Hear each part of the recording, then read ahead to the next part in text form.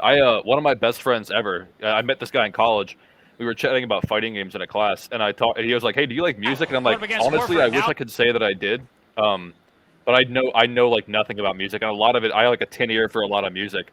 And he's such a big music fan, and he gets so disappointed when people say they like music and then can't actually like have intelligent discussions about it, that he thought my honesty was so fucking refreshing, and we're still best buds. But that friend of mine, he likes Moon Deity a lot, and I showed it to him. So I'm like, yeah, okay. I got my fucking Oh, music snob friend into something. okay. We're here. We made it. I don't know what the hell happened, but everything's working now. We're good to go. I believe. Yeah, everything looks like it's working. Everything's working there. We're live. Everything seems to be good. Okay, cool. All right. Without further ado, let's go ahead and get the patron rewards over with before we get into the actual show. So we have. Oh god, damn it! All this is fucked now. All right. All right. So this one that we're gonna do first is the Crucible challenge. So whoever wins, let me randomize it because we don't want to run into that thing again. How do I do that again? More shuffle. I don't think anything is showing up on the screen What? for what that's worth. Oh shit! Yeah, I gotta go to the other scene. Interview? Nope. Show stuff. There we go. Perfect. All right. So this is for the Crucible. Whoever wins this gets to pick challenge of the week. If they're here tonight, they get to pick the challenge for tonight. And this is a spin. The enthusiasm in my voice is so here. I'm so flustered. B-Terra. You know, I think B-Terra won the last one we did this. He didn't win this though. He won the shirt last time. He should be able to win. Oh, that's what we're doing. This We're one? raffling for. Yeah, we gotta do the Patreon raffles and prize. stuff first. I could have sworn Did he he? picked the. Yeah, he won the. Well, I guess he's gonna have to. He's gonna have to fight himself then. Okay. No, let's go ahead and pick somebody else because it has to. We'll pick somebody else. I'm sorry, B-Terra. You need somebody else to win this.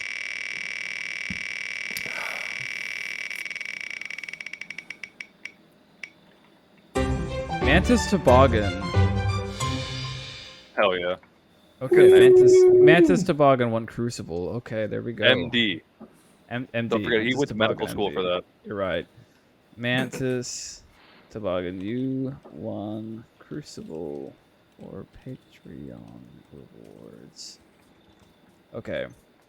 All right, so now I got to figure out how the hell I'm going to do this and clean this up and go down to like the $5 people and the $10 people. Because, yeah, okay. So, okay, yeah, cause I did it in order. Okay, yeah, we're good. Okay, boom, boom, boom, boom, boom, boom, boom, boom, boom, boom, and then down to one, down to one, down to one, down to one, down to one, down to one, down to one, down to one, down to one, down to one. All right, and then we get rid of all these. So we got. It's just so I need to make a note for myself. I had all this stuff set with like perfect, like everybody like its own little tab. Like B-Terra and Gronko are the $10 people. Go ahead and get rid of all of them real quick. All right, for the $5 rewards, we're going for the token set. Is that what this is? Yeah, this is tokens. Yep, this is core set replacement tokens. All right. Chad tokens for core set statuses. Ron. All right. All right, and then we get our big one.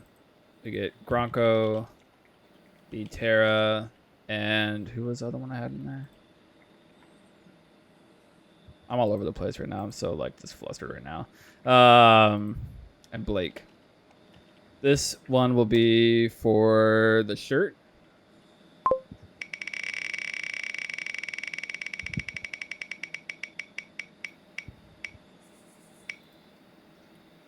B-Terra wins again. All right. I know B-Terra is a solid dude. I don't think he'll mind if we spin again for somebody else to get the shirt. I don't think he wants to replace his wardrobe. Yeah, we'll go ahead. If you want the whole wardrobe, you can have it. I mean, I could do like the other shirt. It didn't come out right, but fair. If he really wants one, we'll send him them another one. But Blake,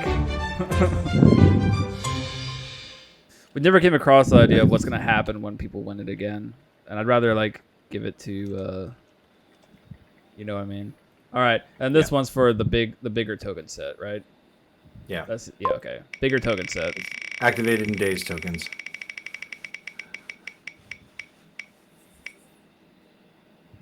V-Terra! He can have that one. All right, that's right. okay. Yeah. I'll see you next Saturday, and we can work something out. We're organized actually here, I been- swear. He's been to most of our events. I think he's got all the tokens he needs, but we'll figure it out. We'll figure it out. All right, let's get on with the show. We're not going to pre-ramble too long, because pre-ramble was technical difficulties this show, so sorry for those of you who came here for the pre-ramble. All right. Let's go ahead and let's start the show proper now and go to this, and we'll go over here and hit record on this, and I think I have everything set, and boom.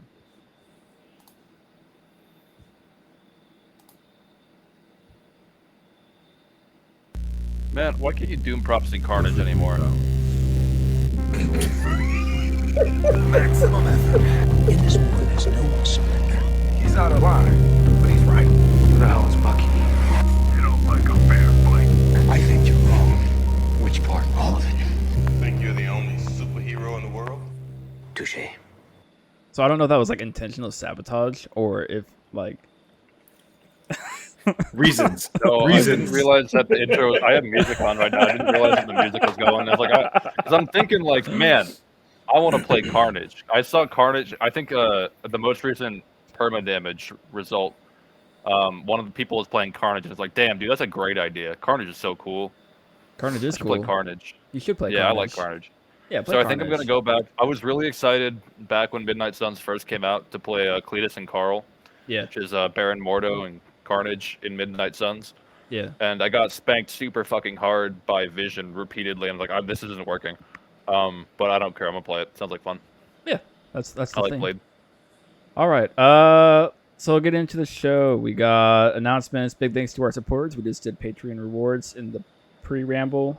We got Mantis Toboggan won the Crucible, so he will do Challenge of the Week. I don't think he's here, so I'll just message him. He'll do next week's Challenge of the Week, so that means, Sam, you have Challenge of the Week duties. Okay. Ron, $5 Patreon. I forgot what his last name. I know who it is, but Ron, tokens. Blake, I'm pretty sure it's Big Blake, if I'm not mistaken. I believe so. Got the shirt. It was B-Terra, but I'm sorry, B-Terra, but according to Omnis, I robbed you. And then B-Terra gets the $10 tokens. All right, cool. Moving on, we got the damage event. How's it going? Have you guys played your game yet? No, I play Darren tomorrow. No. Okay, Played so as well. I played the game against Quag before we realized that Exotilapia was actually going to be able to get in, and we knew while we were playing, so halfway through it's kind of like it doesn't matter anymore. But I will tell you what, like seeing people's results so far and how that game went, I don't know if we're gonna be able to build a full threat roster by the end of by round 4. It's gonna be rough. That's the point. That's why. Yeah, That's why we even increased it to 15. Yeah, That's like the point. I want everyone to die. It's so rough. Like he had lost. I think he lost Sorcerer Supreme, Mordo, and somebody else, and then like somebody else was on their injured side. Like all those people were on his injured side or gone, and I had Dazed Blade with only like 2 health on him. Red Skull was injured. I think Sentinel was injured. Like basically all like my big hitters were injured. So it's super crazy. It's super fun though. Love it. My whole roster idea was basically just like 4 big hitters, 1 for each round, and I just don't care. I'm just going to sell them out every single time. That's fair.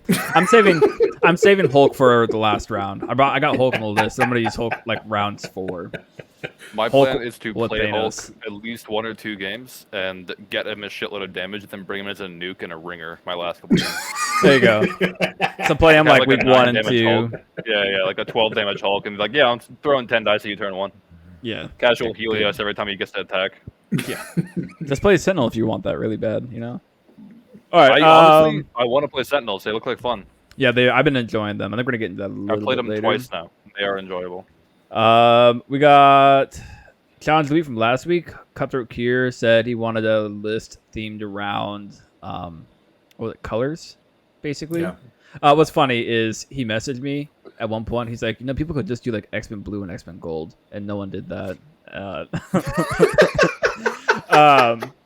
But I the one I like the most, mostly because he included a picture of the ones was the Crimson Band of Criminals. I like that one a lot. I should have asked Cutthroat for his opinion. Sorry, buddy. Go ahead and let us know what you thought was the best one. But I like Crimson Band of Criminals. It's Daredevil, Shadowlands Daredevil, Elektra Hood, Ant-Man, Sin, Deadpool, Baron Mordo, Doctor Strange, Doctor Voodoo, and Mr. Sinister. But he has them all painted with like something red on them at least. Like even his Mordo's got a red vest. Looks really, really cool. Awesomely done. All right. Now I can pay attention. All right. That's because no one plays X-Men Blue. Yeah, but it's a color. It doesn't matter. Hot takes, cold drinks. I have Shawfly. I don't know how to say that, but Shawfly, maybe. Pumpkin ale. It actually does taste pretty good. Nice. When I first bought it the other day, we tasted it. It was actually really bitter and not very good. But now that it's like really cold, it actually tastes pretty decent. I like it. Solid. I'm drinking Baby Maker from Triple C tonight. Baby maker. Baby Maker. Baby maker. Hyper, protein shake or water? What do you got? I have water today. I ate pizza, so I'm not going to do yoga because that That's would be fair. bad for everyone involved. Fair enough. All right. Dizzard learns that beer should be cold. Hot take. Ouch. only took 25 Hot beer, episodes. hot takes. Hot beer, hot takes. All right. And then after that, I got my usual sour monkey to ride me out the rest of the show. All right. So main topic. Sam want to talk about being adaptive, activation order, pivoting when things go well or bad. We got quite a few things to talk about here. So Sam, do you want to start us off? No. Oh, all right then. Yeah, no, that's fine. I think that this game, from the developers, they basically said that they want this game to be about adaptation. That's part of what it is. Like some of the changes that came out a year ago were to basically put us on that straight and narrow path and say, what if you couldn't kind of game plan exactly how you wanted, the first, 3 turns to go or however like that. And this game has some of the swingiest dice I've ever experienced in mini gamings.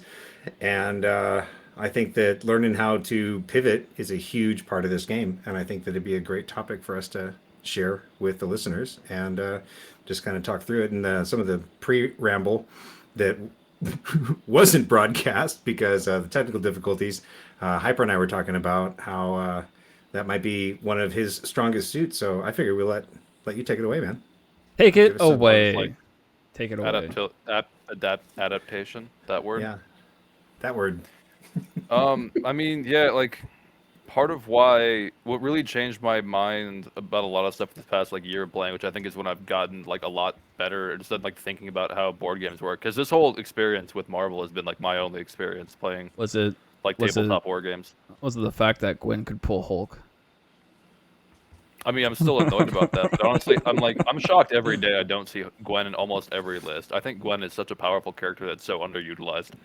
And I'm guilty of that myself. I play Steve Avengers and I don't take Gwen just because there are so many good options, right? And there are so few things that I feel like I genuinely have to be that scared of. But when there is just when you it's like the old Super Smash Bros. Melee analogy, right? Just don't get hit. That's the best way to not die, because dice spikes happen, but you know how dice spikes don't happen is if you don't get touched. And she's the best character in the game at making sure you just don't get touched.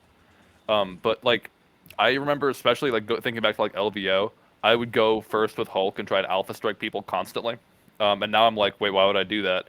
If I don't do that, not only can I guaranteed displace someone, but if they go into Hulk, he'll have more power. Unless there's a big threat on the table, I don't do that anymore. It's the same with Thanos. I wouldn't be alpha striking with Thanos because obviously that's what Corvus is for, but it's the same kind of idea. But that methodology, having turn 1 midline objective seals, your Angelas, your Amazing Spider-Mans, your characters who have superpowers being discounted by Steve, or Toad's a different story because Toad's overpowered. But that turn one stuff is a lot less important to how I build lists now, because I'm much more focused on just like having a quote unquote balanced at least turn one before we get into the real meat and potatoes, because that's where I think like I as a player shine, when I get to like make tactical decisions and put my opponent in bad spots, so they have to like think through multiple different lines of defense, with like my bodyguards, my Luke Cages, my whatevers, to try and actually do anything significant on their turn before I can react to it. And like, I don't know, there's the level of adaptation, like, oh, you get spiked, what do you do now? And I love that. Like, I love being on the receiving end of that. Yeah, I love my plans going wrong, because then I get to try and figure out how to make them go right. Like, I've said this a couple of times, and I know some people really disagree with it, but like Kamala Khan, Miss Marvel, is one of my favorite characters in this game, because you can really fuck up her turn, with the way that like you can't use her throw when she's big. Like, she basically is two different characters. The same with like Wasp and Ant-Man to a lesser extent. But you can really mess up, and you can like do something wrong with that character, and I love that because it's an opportunity for you to learn and like to grow as a player to do that right next time. But also because when you unlock all of her kit, suddenly she's this like super heavy hitter with crazy extract shenanigans and really good movement techniques that you can do. Herbs isn't in the game anymore, but she was one of the characters that could like guarantee score Herbs round 2 or whatever before Juggernaut came into the game. So yeah, I like characters that can mess up on. I know I'm supposed to be talking about adaptation, but getting spiked gives you it's the opportunity for you as a player to like stop playing aggressively, I guess, and start like reacting. Like you no longer have to be like, okay, if I just do this, this, this, and this, I just win the game. Now you're suddenly like, okay, how do I win the game with the tools I still have left to be? And I love being forced into a corner like that. It's the best part of the game for me. Yeah. I mean, once you get punched in the mouth, right? Like that's the plan goes out the window, and you got something else to do now. And figuring out where that pivot is huge. It's been something that I think I've done really well at some points, and I think I've done really poorly in others. And sometimes you can get stuck on your back foot, and it's really hard to kind of like get out of the quicksand. Like, not to like mix my metaphors there, but if you wind up in a position where it feels like you have to do, move X, but you're looking over and you're like distracted boyfriend meme, like I feel like I should actually do this. Like, you really have to take a step back and think about both of those positions and where those put you for the game going forward. And further, I think you have to continue to think like, well, what if things continue to go wrong for me? So what if I put myself in this position? Oh, all I need is this big spike, or all I need is this to go my way. But what if it doesn't? What if this isn't like your day to have that positive variance game? I think that you really need to take your mind, kind of off the track for a minute and give yourself a second to think. And I think that the TTS finals between Magic Nick and Lucas was a great example of that, of watching these two guys kind of go at it and figure out how to adapt turn after turn. Whether they did it right or they did it wrong, or they did it perfectly, or they could have done it better. I think that's the kind of headspace that you really have to be able to put yourself in this game to adapt to those crazy moments. So if you haven't seen that game, or you don't have any interest in the TTS season, I guess what I'm trying to get to is these two guys lined up, they went at it, and the game started going really heavily in one player's direction. And by the end of turn 2, things were starting to get, maybe turn 3, things were starting to get a little bit off kilter, and the plan might have been, disintegrating for one player and kind of leaning back into somebody else's direction. And at that point, do you stop and think and pivot, or do you just keep trying to plow away? And those are the kind of decision points that I think you have to be able to work through if you want to be able to have a good adaptive game playing Crisis Protocol. Yeah. I was gonna say we can reference back to like I think it was our first episode or our second, something along those lines, where we were talking about being constantly evaluating the game state is super key to being able to be adaptive, because if you're not evaluating the game state, you're not knowing what decisions you need to make. I think referencing that TTS game, at the end of it, Lucas had said like his biggest issue was like he's like running short on time because he spends a lot of time doing this, and needs to focus more on using his opponent's clock to plan things out and be looking at what he should be doing. Wow. Excuse me. Wow. Woo. Anyways. Pull through. You can do it. Anyways, I lost my train of thought there. But coming down to like looking at the board state when your opponent's doing their turn and watching what they're doing, and I think we can go ahead and throw a throwback to last week's episode. We were talking with Cutthroat about having deliberate paint strokes, is like having deliberate actions within the game. Is you may be at a point where you don't know what to do and you feel like you need to do a stall, but like you could at least use that activation to set up for next round. You can use that activation to go do something. Don't be doing meaningless attacks because you don't have anything else to do with that character, because what's that meaningless attack doing? Well, that's going to power up your opponent unless that attack is actually going to take somebody out. So doing deliberate actions and knowing like to an effect, that's I guess the best way to put it, doing deliberate actions to an end state. And that's something that's very much like what I do with work and try to teach people when they're trying to become techs and become like team leaders and stuff, is you need to really look at it as like every action you're doing needs to be moving towards the end state of your goal. And that's kind of how miniature gaming needs to be as well. It's like, what is your goal for this game and what are you doing to accomplish that goal? And if you don't have the ability to like heel turn real quick because something went wrong or even something went right, which I think is almost harder to do when something goes right than when something goes wrong. Because going wrong, it's like, well, obviously I'm going to go ahead and do this now because my plans didn't quite work out. This is pretty much the open line I see. But when something goes overly right, I want to hit on a lot. I think a great example of this is something I've had every Senators game lately with Midnight Suns, where Juan will go, he'll pass the power to Cat, Cat moves, bumps, and gets a Senator on the very first round, very first thing. And almost every single time, like almost every time. And then it's like, well, fuck, what do I do now? Like, I guess she moves short and goes away. But it's like, it happens almost every single time. And I think, and there's like another example, like if you're going on Creekcore, I think the singletons are probably the best example for this, because it's like, well, I guess I'm going to try for it. If I get it, whatever. And like, let's talk about our game from Nova. I'll go with Widow. Mm-hmm. She's going to roll for it. I don't really want her to get it, but of course she gets it.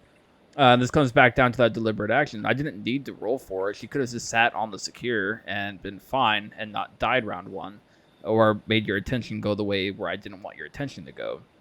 So like having, like doing actionable things for a purpose, not just because you can.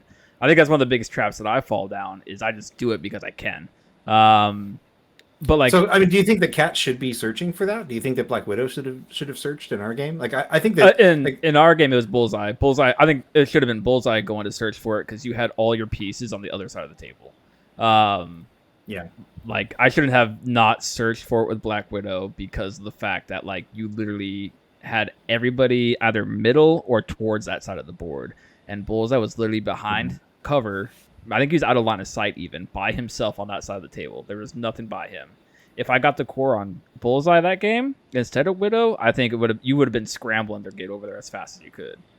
Definitely would have changed the dynamics. I think the point I was trying to get at was like, I don't know if searching for those objectives early is really what I want to do more often than not. The Senator's a little different than the Creekcore, but I mean, I have done it myself. I have watched people do it, and I feel like grabbing it early with trying just rolling the dice to see what happens is something that I used to do all the time. Because I was like, you know, what if it's just a numbers game? At some point, I want to find this objective, so I'm just going to try to roll some dice and see what happens.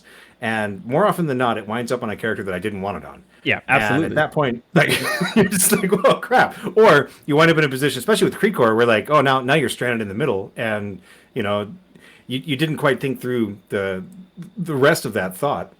Yeah, you were just like, oh, I just need to pick this thing up and get it on, you know, my team, so I've got possession of it, and then, you know, I got to roll decent defense and move on from there. And it's like, well, okay, you can only control one of those things, and that is the character that you chose to go and look for that, and whether or not you chose to go and look for it. Absolutely. The other two factors are just completely dice. It's up to dice. It's up to your opponent, right? You kind of removed your own agency from that situation then by making that one decision. Well, it also comes down to making an attack. You're doing the same thing, where it's like you're putting it in the dice's hands. I don't care what your odds are. Dice will be dice. Like you can either go and have 8 dice and roll nothing but skulls, or roll 4 dice and get 3 crits out of it, and then end up doing 8 damage off of 4 dice. It happens. So it's like, I think this is a note I have in here. It's being adaptable. Nope. There's so much variance in the game that you can't really rely on dice to go your way in defense or offense. Sometimes there's a spike and people go down who shouldn't, instead of letting it ruin the game, make the most of it. And that comes down to being adaptive. Is like if I have, let's say, Sam Wilson, who is known for having spiky shields for some reason. He goes and attacks either do like 4 damage or nothing. yeah. So it's like you have that happen where Sam does that, and then he gets to get the push off of it. Then he gets to do this. Right. Then it's like, well, let me look at all the tools that I have. Right now, I'm playing Midnight Sun, so that's where my head goes. Well, I have Bump. Bump helps me get back in. Cool. I have Red Skull. You just did this on Red Skull, who can bump, be back in range 3, and then get the trigger to move back in. So I have tools at my disposal, and that comes down back to your roster creation and what you're doing with your list as a whole is being able to put in those contingency plans. And knowing what contingency plans you have for you, like let's say you like Lockjaw, you put Lockjaw on your list. Cool, Lockjaw just goes and then teleports a person back up where they were, if not farther, and now they can be more actionable towards the turn. Or if you don't have an option like that, being adaptable in the fact of being like, okay, I don't have an option right now, but I know for a fact that me getting this isn't going to end the game. So what can I do to make an actionable thing that's going to progress the game state in my favor? Well, I can just go off in this direction and go and try and attack this person instead of going off this original way to chase the Creek Core down. I had a game the other day where a person had a Creek Core in the corner, and I was looking at it, and I was like, cool, I can not get the Creek Core this turn, but I have to get it next turn. So I can make some action on attrition instead of chasing the Creek Core down where he's going to potentially go ahead and steal it back with Cat almost immediately after. So it's almost like a lose-lose if I go do that. So instead of going and doing the Creek Core, I was like, I'm going to do attrition. So that comes back to evaluating your game state and knowing which ways you're adapting to and where that pivot is. Not necessarily like the whole beatdown conversation, but more so just evaluating the game state and actually being cognizant and aware. I guess that's the same word, but you know what I mean. Being aware of what is happening and what you need to do to advance the game state into your favor. I think going off on a tangent about the footballs, the single extracts. I've come to the point that I kind of hate finding the core or the scroll. I really prefer when they're just not on the table. Yeah. Not like they can be the extract, but I just prefer they don't get found. So I rarely ever search for them anymore if I can avoid it. Like I've lost games recently for finding it early and having that character die. And then Hulk picks it up, right? And I think that he picked up a Black Hat. But, I think that comes down to the affiliation you're playing, though. Like, let's say I'm playing Midnight Suns. In my opinion, I should be looking for it as fast as I can because I have characters that can get away with it, like the whole wand pass of power and try and get it and run away. So it's like in that, like my agenda is different than your agenda, where you're like, yeah, you can find it for me, then I'll just beat the shit out of you with Hulk and steal it from you. Exactly. But on that exact point, so if you find it and get your short move back from the middle with Black Cat, you are not out of range of me double moving with Hulk and throwing a building at you, and you now are rolling 2 defense dice with no brace. So absolutely, I'll take that trade. For me, no, I don't blame you at all. I think it's completely fair and reasonable. And then I just hope that things go my way. And then it comes back to being adaptive. Like what happens when it doesn't? Well, you're running Hulk, so you're probably going to have priority, which means Black Cat's dead anyways. So now I need to really take that 2-point advantage that I had that turn and be able to capitalize on it.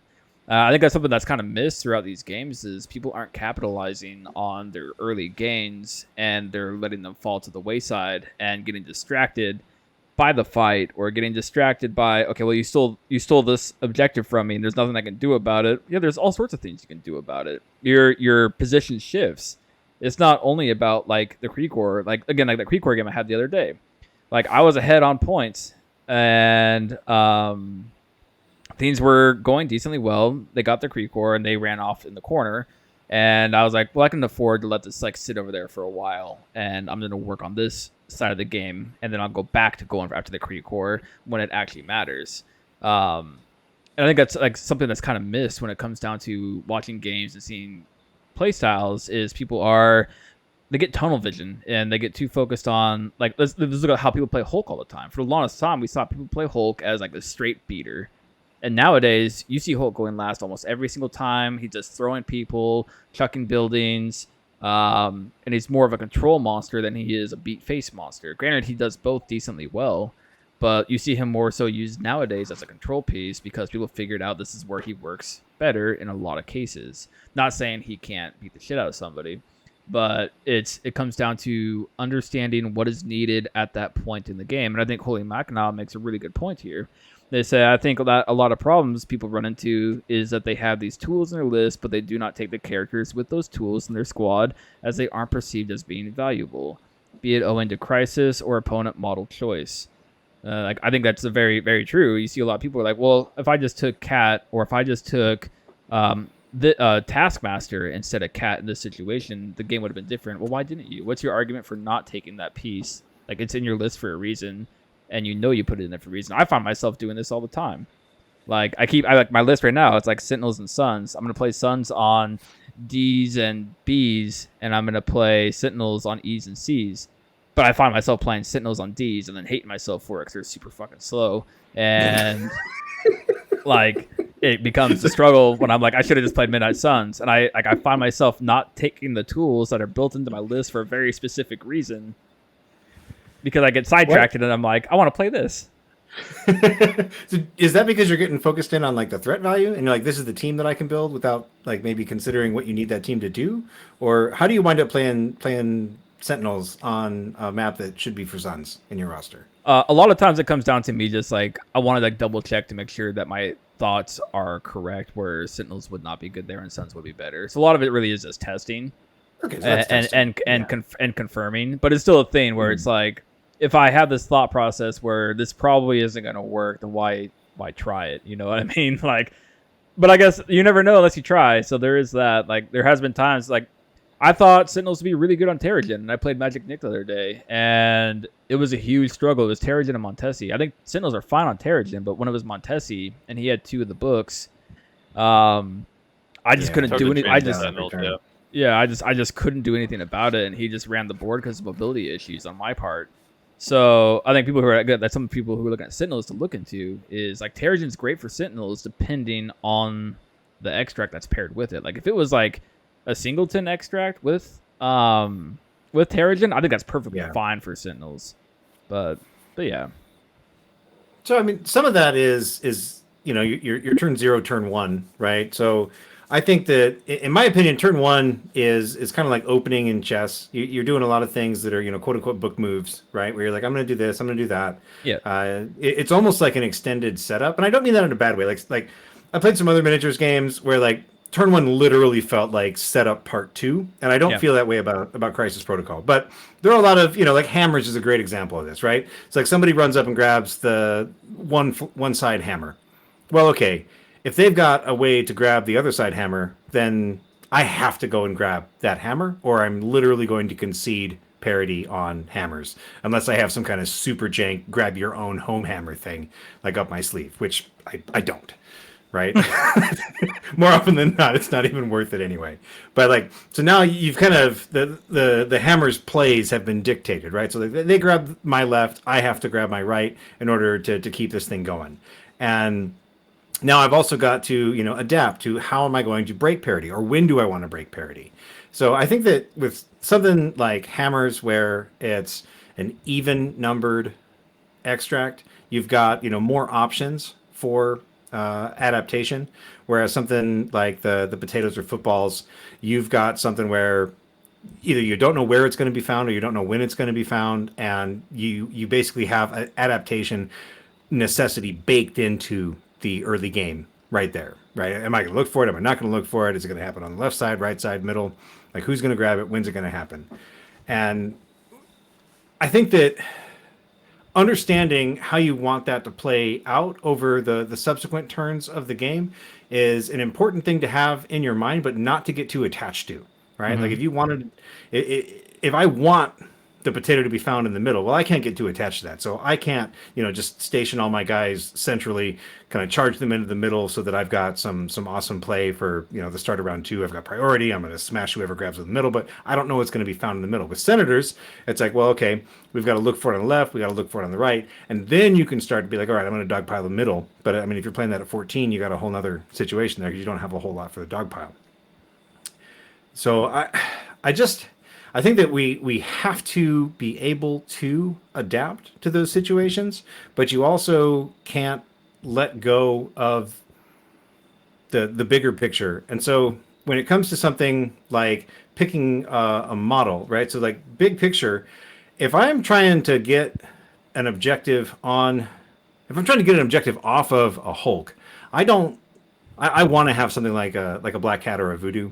I don't want to have to chew through all of Hulk to get that off of him. I want some sort of a tool to pull that off of him. If I'm playing a wide list, I almost don't mind seeing someone like a Black Cat or a Voodoo, because it feels less imposing to me at that point. Like they're just models in the game, and if I'm wide enough, then like there's an adaptation there where it's like, okay, well let's ignore Cat until he's got enough power to steal, and then let's jump on her, win, and if she steals, or if I've got a good play to take her out, like some big throws or things like that. Or with Voodoo, like at a certain point in the game, he's just got power for days, and so it no longer matters. You just want to just pile into Voodoo and get him off the table, and now you've opened yourself up for like a cleaner end game where there are less concerns, like someone just dropping an objective or not counting for an objective. And those kind of adaptations, I think, are also kind of on the turn 0 level. So if we're talking about which characters we're choosing, right? If I'm seeing a Hulk, or I'm seeing a Malekith, or I'm seeing a Thanos, and seeing some kind of a big bad across the table, then I'm going to hope that I've got some tools in my toolkit to adapt to their presence, especially if we're playing something like a potato, because I really don't want to see a potato on a Thanos or a Hulk. I really don't want to see 2-3 hammers on a Thanos or a Hulk. I want to have some sort of an answer to pull those off. Oh, it feels so good. When you can do those plays, they feel great. But when you have to go into them on the other side of the table, like you really want to have some sort of an answer. And I think that's where we kind of get locked into some of the groupthink mindset, where it's like, oh, I have to have piece X in my roster because I want to have an answer for when this situation inevitably, comes to fruition over the course of an event. So I don't know. How do you guys feel about that? I think the roster adaptation and what you might need to bring. I don't know. Like, I want to touch on Voodoo really quick, but I'll say my first piece first. I do think the idea of having like essential pieces in this game is kind of bad, even though Black Cat and Voodoo are like, they're kind of crutches for a lot of competitive rosters right now for a lot of reasons, just because they can like change the math very easily. But I really like it. I don't love Black Cat. I think her mechanics are kind of rough. Because she's really good at running away. She's got stealth, but she can steal stuff and stagger, blah blah blah. But Voodoo, I think, actually really does. He punishes passive play really hard. So like into control teams like webs and stuff, he's really good, because if you can't kill him, like you said, he will eventually just have a lot of power and he'll run the board. Yeah. So I'm glad a character like that exists that stops passive play from being like overpowering, because that was an issue we were running into early on in this game. Is you play into 5, 7, whatever wide Wakanda every game, you couldn't hurt them and just push you up all the points at the end of the round. And now that is a lot less viable to do for a multitude of reasons, and Voodoo is definitely one of them. But yeah, adaptation good. Yeah. I concur. I don't know. I feel like I got this comment from Holy Mackinac. Going from the conversation this far, do you think that the extract crisis contributes more to this than secures? And building off of that, how do you think the limited diversity of extracts currently is leading to a sameness in tools being utilized in competitive play? I think it's not necessarily the crises, but it's the groupthink. It's literally like the players saying like, oh, if you're not playing this, you're not going to win the game. And then everybody's like, oh, I guess I got to play this. Like I will say Voodoo is great. Voodoo's amazing for the game. Or not like for the game, but he's an amazing character to play in your list. Cat is like good as well. Malekith is good, but I don't necessarily think that you need those pieces in your list. Like, you don't need any one of them in your list to have a game that you win. Like, I don't know. To me, it comes down to the whole group think, and like more about like knowing what your list is capable of is more important than throwing in a character that everybody says is good. Like, I'm not going to knock anybody for throwing Voodoo in their list because they love Voodoo or because they just enjoy playing him. That's what they want to play. Sure, why not? But I'm not going to also sit here and like preach and say everybody needs to play Voodoo in their list or they're just not going to win games. Because I don't think that's true. I don't think that you have to play Voodoo to win a game. I don't think you have to play Malekith to win a game. Like, you definitely have options. not. Yeah, it comes down to like we see all this stuff, but like the first part of the question was, do you think extract contributes more to this than secures? I think it comes down to I think that's still like the group think. I think it really is like people like get stuck on these characters because they're the best in the game, and you're silly for not playing them. It comes back to the whole Enchantress and Medusa thing from a year ago. Is everybody's playing Enchantress and Medusa and nobody was exploring, and it creates a stale game state because of the fact that nobody's exploring or innovating or trying different things to break the mold.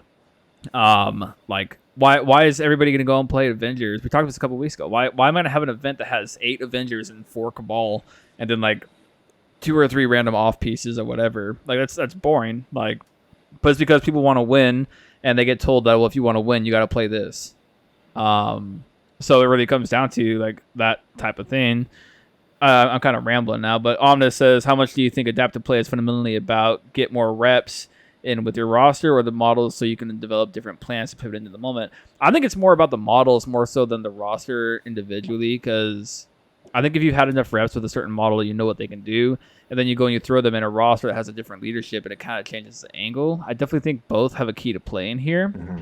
But I definitely think it's more about the model specifically than it is about the list itself. Because I can go ahead and I can like throw whatever character in X-Force, and I know how it's going to perform. I'm going to have this exact type of thing. I could throw a character in Midnight Suns, and I know what it's going to change. I could throw a character in X-Men, and I know what's going to change about that character. But I don't know what's there to change about that character without understanding the core concepts of that character. I think you do want to understand your characters more so than you want to understand the whole roster. You know, largely, like nobody has enough time to play this game to the extent that I think that we wish we could. Maybe right? Like once you get to a certain level of playing this game, you just can't get enough reps in with characters, with a roster, with anything, because there's you can't be a professional Crisis Protocol player, at least not at this time. So getting what you can where you can, I think is a huge factor in trying to find success. So Holy Mackinac in the chat again, talking about Core Box Widow does a lot of what Black Cat does for 1 point cheaper, and that is so true. Like she doesn't steal, but literally like everything else, the dice modification, I guess, but like that's inconsequential 9 times out of 10. Arguably Widow's more defensive than Cat. Fair, so long as it's not an energy attack. Yeah. Within that sweet spot of outside of range 2 and inside range 3. So I really like Core Widow. I've come around to her quite a lot lately. She rules. She really does. She is so good. The other day I was playing against a friend of mine and he was playing A-Force. He punched Widow with his She-Hulk and I rolled 4 on my defense. I was like, oh fuck yeah, doing great. Then he rolled 8 on his attack. Like, oh, we both rolled really well. I think back to Omnis's question though about do you think adaptive play is fundamentally about get more reps of the roster or models so you can develop different plans to pivot? I really do think it's down to really your like we said the models, but I also think it's a lot down to like your play style. And we said this quite a few times where Hyper is going to play Avengers different than I'm going to play Avengers, different than Sam's going to play Avengers. He's still got the same. I'm not going to play Avengers. Well, neither am I, but okay. Okay, you fucking hipsters, they have fun characters. All right. How about this? You guys are cool. You guys are going to play Midnight Suns different than I'm going to play Midnight Suns. Like we've all dabbled in Midnight Suns, and it's Midnight Suns right now. But it's like you're talking about putting Carnage in Midnight Suns, where I'm like, well, that's cool. I don't really care to do that, but I'm not like that's you're playing Midnight Suns different than I'm doing. I'm doing a completely like trying to do as scenario focused as I can with a beater like Red Skull in there, even though the grunts are doing my scenario piece. That's what I tell myself, anyways. But anyways, it comes down to like I forgot where I was going with this. Shit. Well, I mean, so if you've got models in your roster that you're trying to get reps with, to get better with, to get more experience, to understand different lines of play, to understand all of your options, right? So I agree that like in the grand scope of what we're talking about, just having more experience with a model or a roster or the game, all of those are all going to help you when you're trying to figure out where your pivot points are. Yeah. And, in typical style, I don't think that we're really pounding the topic home tonight. But if we pivot a little bit, like try to get back into the topic just a little bit more, right? Like if we're these pivot points that come up in a game, right? So the more reps you have, the more knowledge of the game and the game state, the more options you'll feel like you have. Otherwise, you're going to be shooting in the dark. And you know what? Honestly, you might find the light switch. Who knows? I've had plenty of games where I've been like, you know what? I have no idea what's going to happen here. I'm going to see what happens if I do this. And some of that's testing, and some of that's, on the fly in an event that I care about. And you just, try to do the thing and you see what happens. I try not to make those moments where I have to use dice to get out, because then you're like, okay, not only are you giving yourself an out to be like, well, the dice failed me, but you were in a situation, you put yourself in a situation, you found yourself in a situation where, something went wrong, whether it was dice or this or that, or just superior play by your opponent, or inferior play, an unforced error on your own part. We're like, okay, I need to figure something out here. I need to pivot. And sometimes you are going to try to lean into the dice and try to, hope they bail you out of a situation you put yourself in. And that's something that I think the dice in this game cause a lot of pivot points, whether it's good dice or bad dice on either player's part. There are points in this game that the dice are just going to be like, okay, and this is going to be an integral pivot point of the game. Where does it go from here? And it most of the time you're not like, oh, it's a lock from here, or oh, I'm completely out of it from here. It's just something that changes the course of the game, and it is dice a lot of the time. I want to say something here. Is you say it's a lock from that point. I think this comes back to something like what Almas is talking about, where being practiced with your roster. Is I have learned that I never consider a game a lock. They're until it's over, it's at 16 or we've hit the 6th round, because there have been times where I've been like, all right, game's in the bag, there's nothing that this person can do, and then they do something that I wasn't expecting because they're practiced with their characters, they're practiced with their list and how it performs, and they pull some rabbit out of the hat trick that I was like, wow, I really did not see that coming, because I don't play shield he's talking about right here. I think my larger point was just playing a few models, playing models a few times and then moving on probably keeps you from seeing all the possible routes to success with them. No, so one of the stories I heard about playtesting for the mutants at AMG for this game was literally that one of the developers on the developer team rolled incredibly hot for X-Men for their entire development cycle. So that's why Cyclops are bad. Right? Wolverine, when Cyclops and Wolverine are glutted with power, they are pretty freaking good. It's you're oh, I can just do whatever I want whenever I want to do it. And I think that there's something to that idea that oh, okay, so if you're always rolling, super hot, then fine, so be it. You're also not going to see those options if you're doing too good, right? If the rolls all go your way, I'm sure that I know I have been, and I'm going to go out on a limb here and say that both of you guys have too. You've had a game where your dice were so freaking hot, or their dice were so freaking cold, that you felt bad about it over the course of the game, and you're like, oh man, I'm so sorry. I was playing against Tilapia yesterday with Sentinels, right? And it was I think it was Gamma and Single, so it was basically a dead X because neither of us looked for it. And I was playing all 3 of the Sentinels and Wong, and he kept just walking at me with Colossus, both the Wolverines and Cyclops.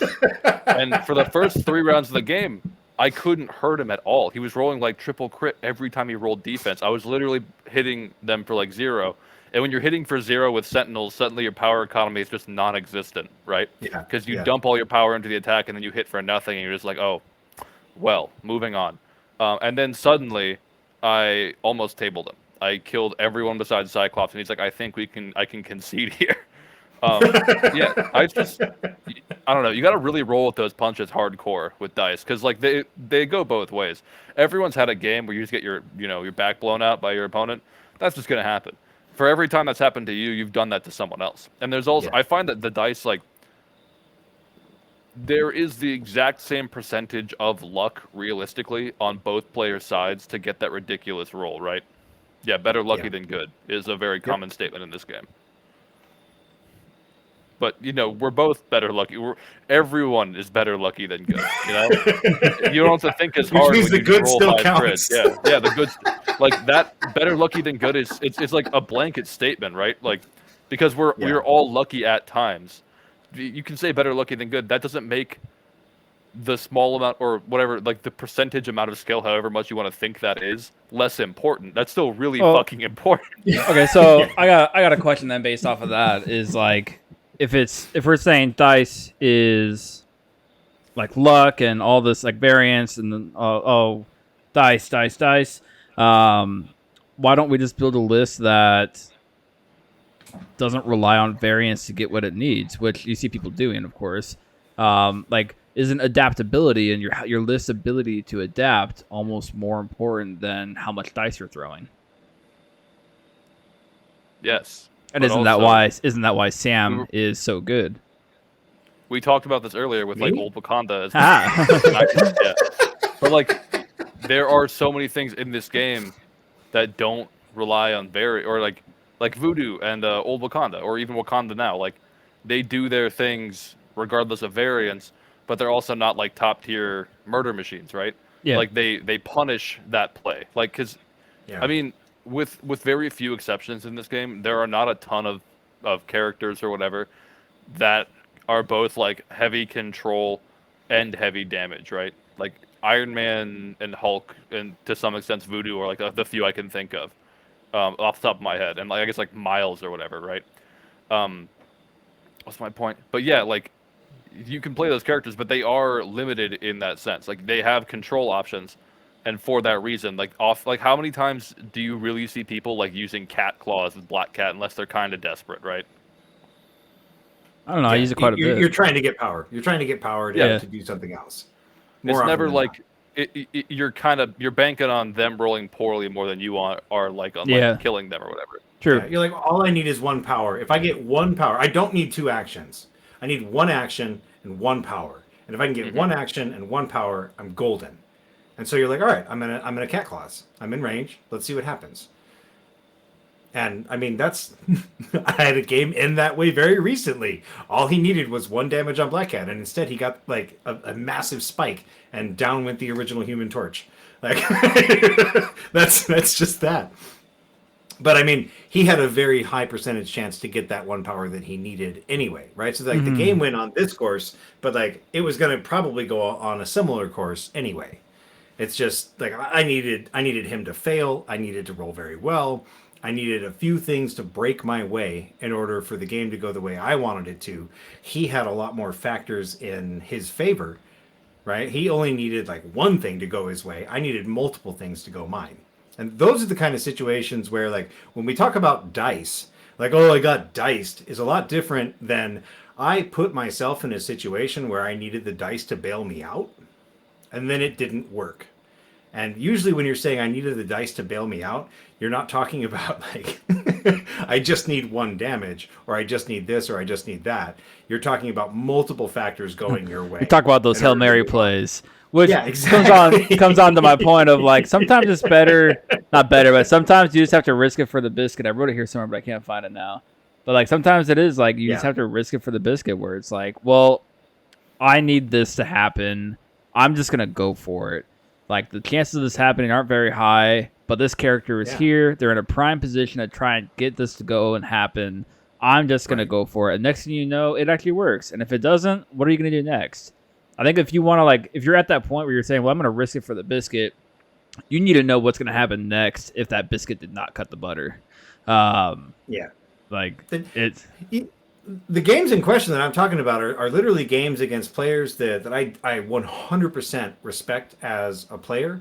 And we put ourselves in these situations in the game. And if I look back over, the last 2 to 3 games that I've played against these players, that I definitely respect their skill level in the game.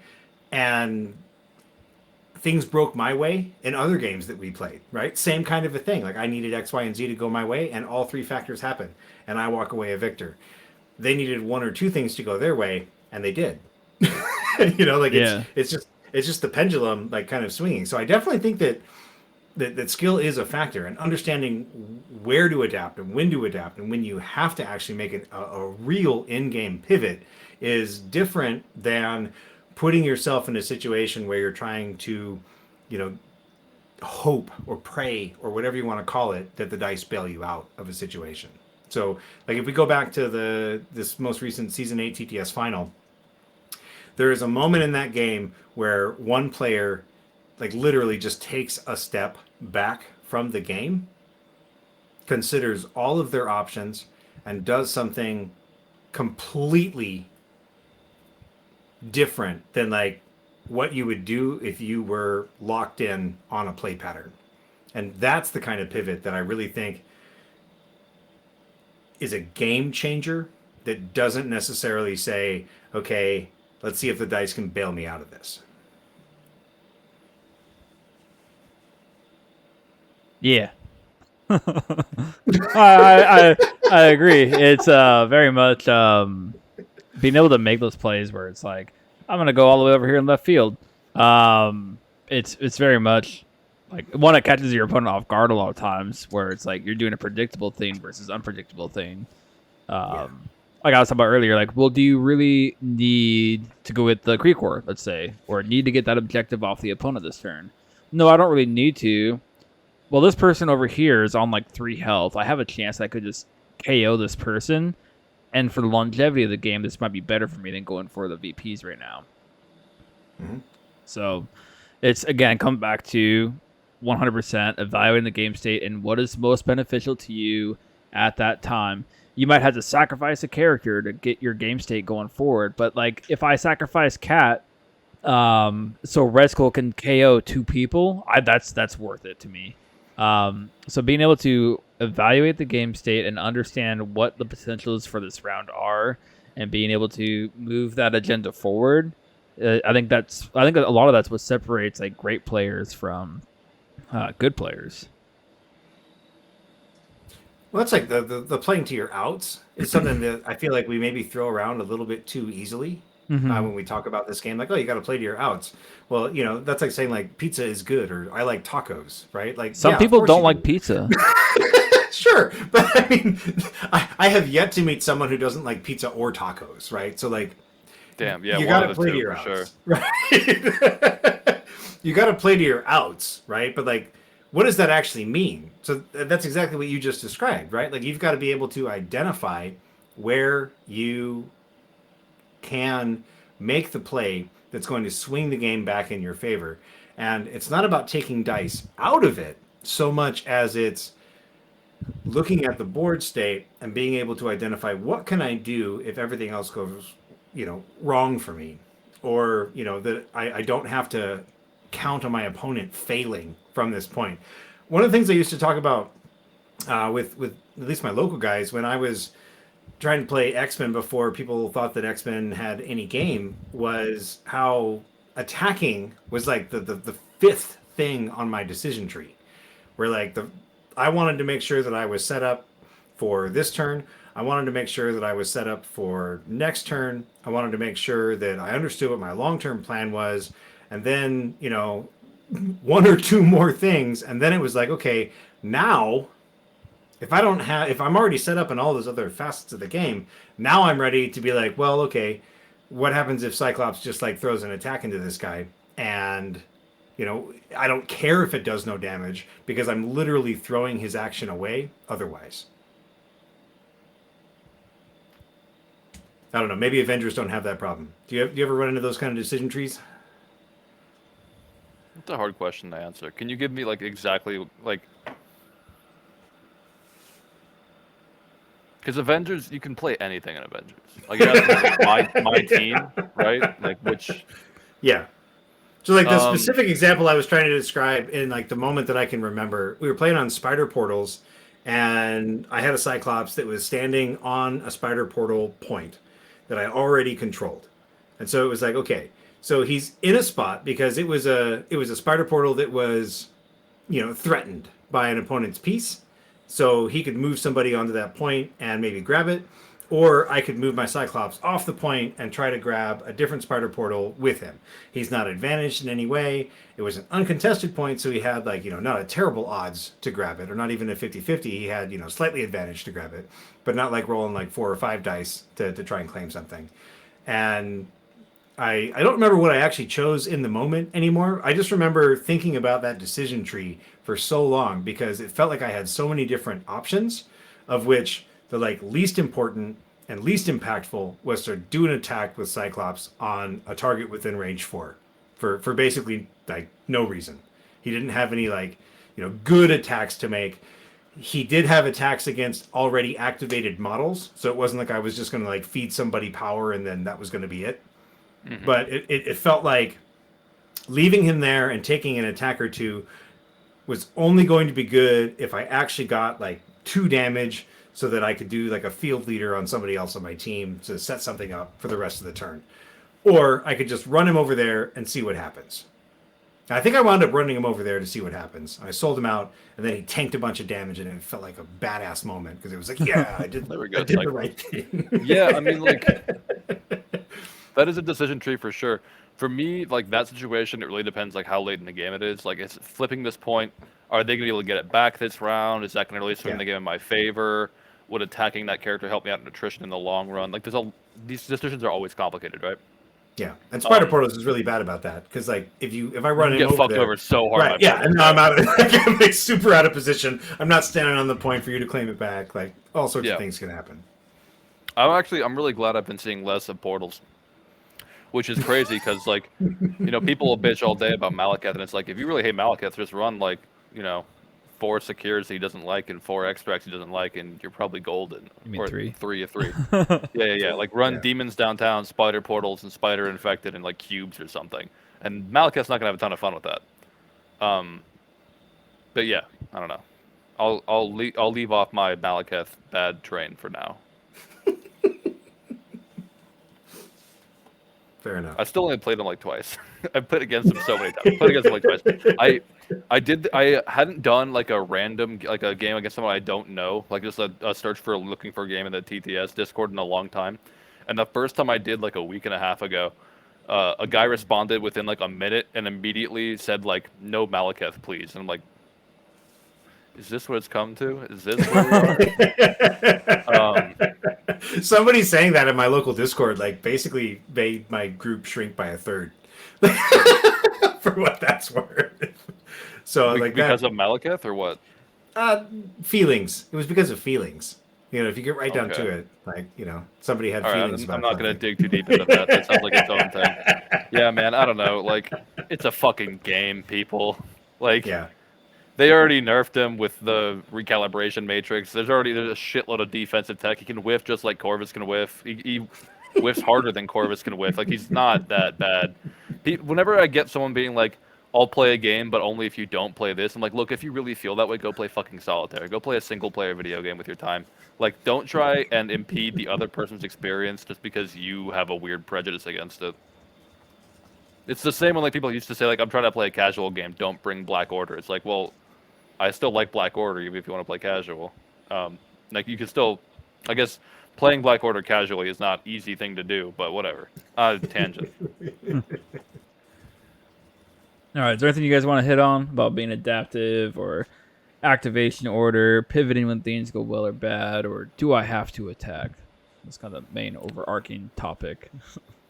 Well, Basics for activation order. Go ahead, Sam. Yeah, no, you go ahead. Activation order is what I want to touch on too. So fire away. Oh, I was gonna say save your control for the end. It's the super basic, easy way of thinking about it. Yep. What if your control dies easy? Control. That's what I'm saying. If you can, if your control's not in a dangerous spot, save it for the end. And if your control is in a dangerous spot, what did you do wrong? And identify that for the next game. Yeah, why did you run Shuri and Ghost Spider to their back gamma? What were you thinking? I wanted 3 points. I had an opportunity. I do see that a lot. I see people going for the big point swings mid game and then dying, and it's well, you weren't thinking ahead there. Like I'm glad Like you the got long that. game. Yeah, I'm glad you got that one turn where you scored 6, but then next round your opponent's gonna score 9 and you lose because all of your important pieces just die. That's an important that's something I had to think about for a long time. Is like victory point math. When I really started to nail that is when I felt like, oh, I'm a gamer now. I can do this. Like, 'cause now I don't like overextend myself until that big swing turn when I think I can just win the game. I play super Yeah. conservative until I'm like, oh, okay, the math on the table works out that even if I lose on like a single or 2 BPs, I can actually win this turn as long as I can get this done. So let's get this done right now and go crazy and just take over the board. Yeah, that like those turns where you're starting your turn at 10 or 11 and your opponent is maybe a few points ahead or behind. Those You turns smell are blood, yeah. so huge in this game. And those are moments where you really have to think about who needs to activate and when. And I mean, activation order, in my opinion, is huge in this game from start to finish. You really do want to identify, especially after turn 1, who has to activate and when and why, for that matter. When does Black Cat need to activate? If she has to move in to grab the Creekor off of their model, you're not going to have a move out of there. So you really have to, think about that. And when you want to do it, you've got to wait for that model to activate in order to do it. And it's okay for them to activate first 9 times out of 10 because double long move is probably going to get her where she needs to be. And if all you need to do is grab those points, then it's like, okay, if I can save my Black Cat for last. And that's where having the last activation can actually be huge for winning the game. You might not be able to beat the crap out of somebody, but if you're not going to die at the start of the next turn, like there's a really good chance that having the last activation might be a lot better than having the first. Mm-hmm. And then you have to identify who needs to activate last. And if you have priority, you have to identify who has to activate first and what do they need to do.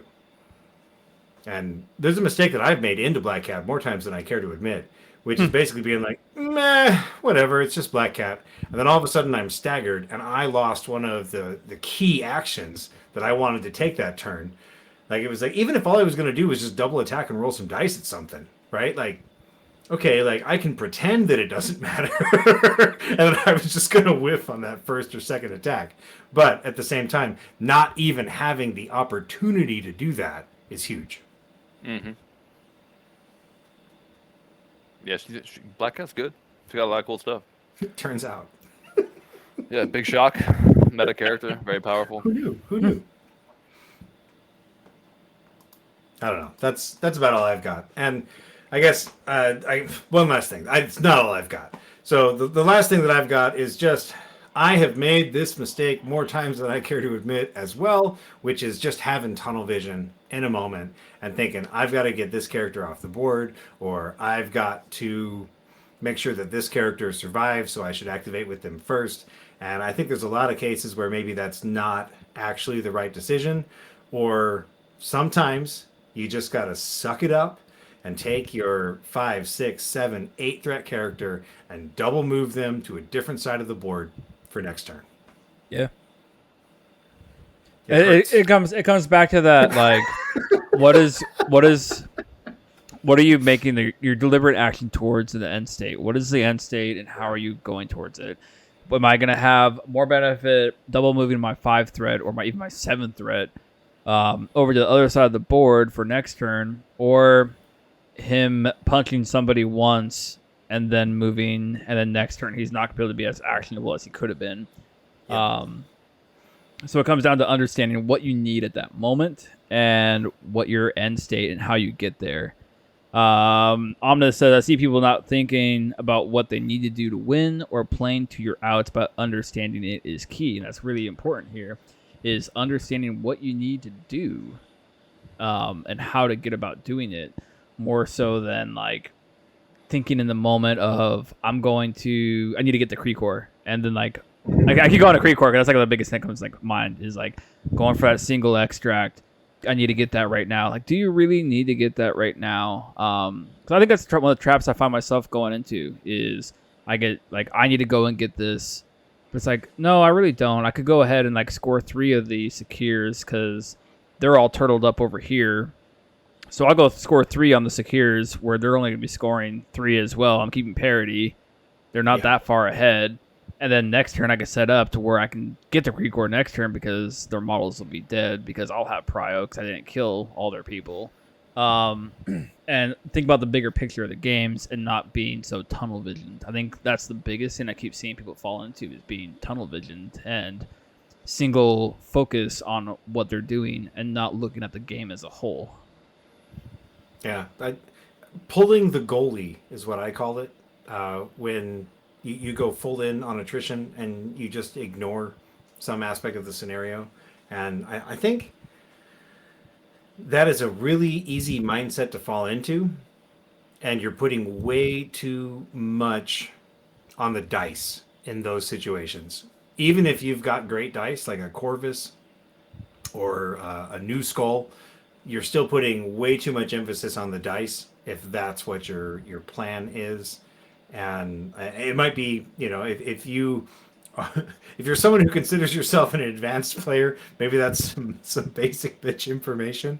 But if you're a newer player who, or a less quote unquote competitive player who gets caught up in, seeing red or just trying to daze or KO all of your opponent's characters or as many of them as you can every given game, just understand that pulling your goalie isn't necessarily the best approach for the game for you to walk away as the victor. You might have a ton of fun and you might walk away with a great story where like you killed so-and-so, you dazed so-and-so, you did this, that, and the other thing. And then it's like, well, how'd the score wind up? Oh, I lost 16-10. I lost 16-1. I got tabled 20-0. Like whatever it is. Oof.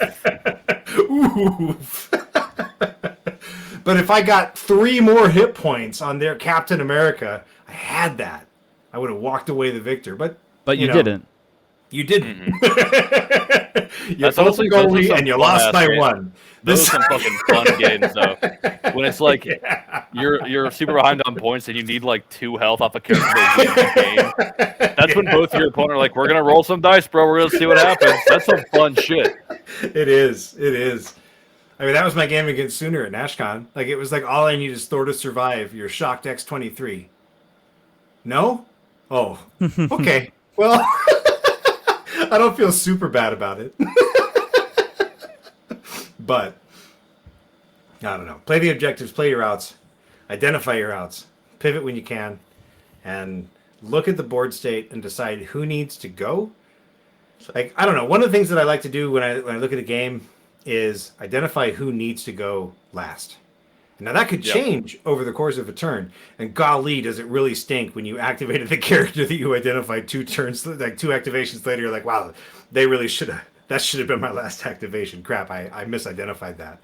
But try to identify who needs to go last, and then do everything you can to make sure that they go last. Yeah, and like don't get too caught up in that either, because like I was talking about earlier, I like to go last with Hulk if I can. However, if there's a big threat on the table, you need to kill that. So I was playing against Craig, who's a big Convocation player, and I was like, oh, okay. He just played books. Luke Cage is right next to Doctor Strange. I'm going to try and get some cheeky damage on Doctor Strange. I gave him 7 power. Right. And I did 0 damage. Because he rolled a shitload of wilds and blanked all of my attacks. My Luke Cage not only didn't gain any power, but gave him 7 power. And set him up to just destroy me. Right. So, yeah, the best laid plans sometimes still don't work. Especially when you're trying to punch through a book's Doctor Strange. But sometimes the well laid plans do. Haha. So, I love that card. I mean, in hindsight, should you have thrown something at Doctor Strange and then double moved away with Cage? No. I just shouldn't have gone with Luke Cage. I should have gone with someone else and ran away to like the other side of the board. Honestly, I think it was at 14 and I brought Hulk against Supreme Strange, and I think I just lose that every time. Unless I just spike the fuck out of him. So I think I just need to get used to not playing Hulk every game. Which is, a trial. No. I know. My heart says no as well. I remember the first time that I lost a really important game playing Thanos on Mutant Madman, where I was like, I'm going to bring Thanos. And I don't care. Yeah. I don't care what he's going to do. And then I was like, wait, this was a terrible mistake. Like at the end of turn 2, when my reality Thanos didn't find the core on 2 tries, it was like, yep, all right. So I guess that's that. This is not working out for me. Yep. I had a game, I think it was against DeLuca back in like season 7, I want to say, where he was searching for the core with Corvus for the entire game. And I found it on my first try with Toad on the other side of the board. Like, I think that's just game over. I'm like, yeah, I think so too. I mean, but fuck you. You're playing alien shipping to me, bro. I don't give a fuck. This is your fault too. All right. Anything else you guys want to say about the topic? No, I'm for real done this time. Yeah. All right, let's move on. Sales pitch of the week. I'm going to talk about Wong, or Wongers, as he's being affectionately called. I'm sorry again. I've been playing the shit out of Midnight Suns lately, and I have grown to appreciate Wong. As well, I see like Ryan Farmer talk about Wong as Web Warriors pal.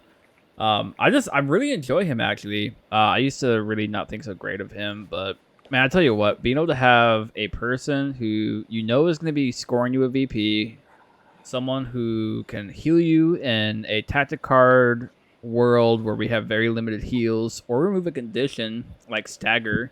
He's one of the very few people who can take a stagger off of somebody.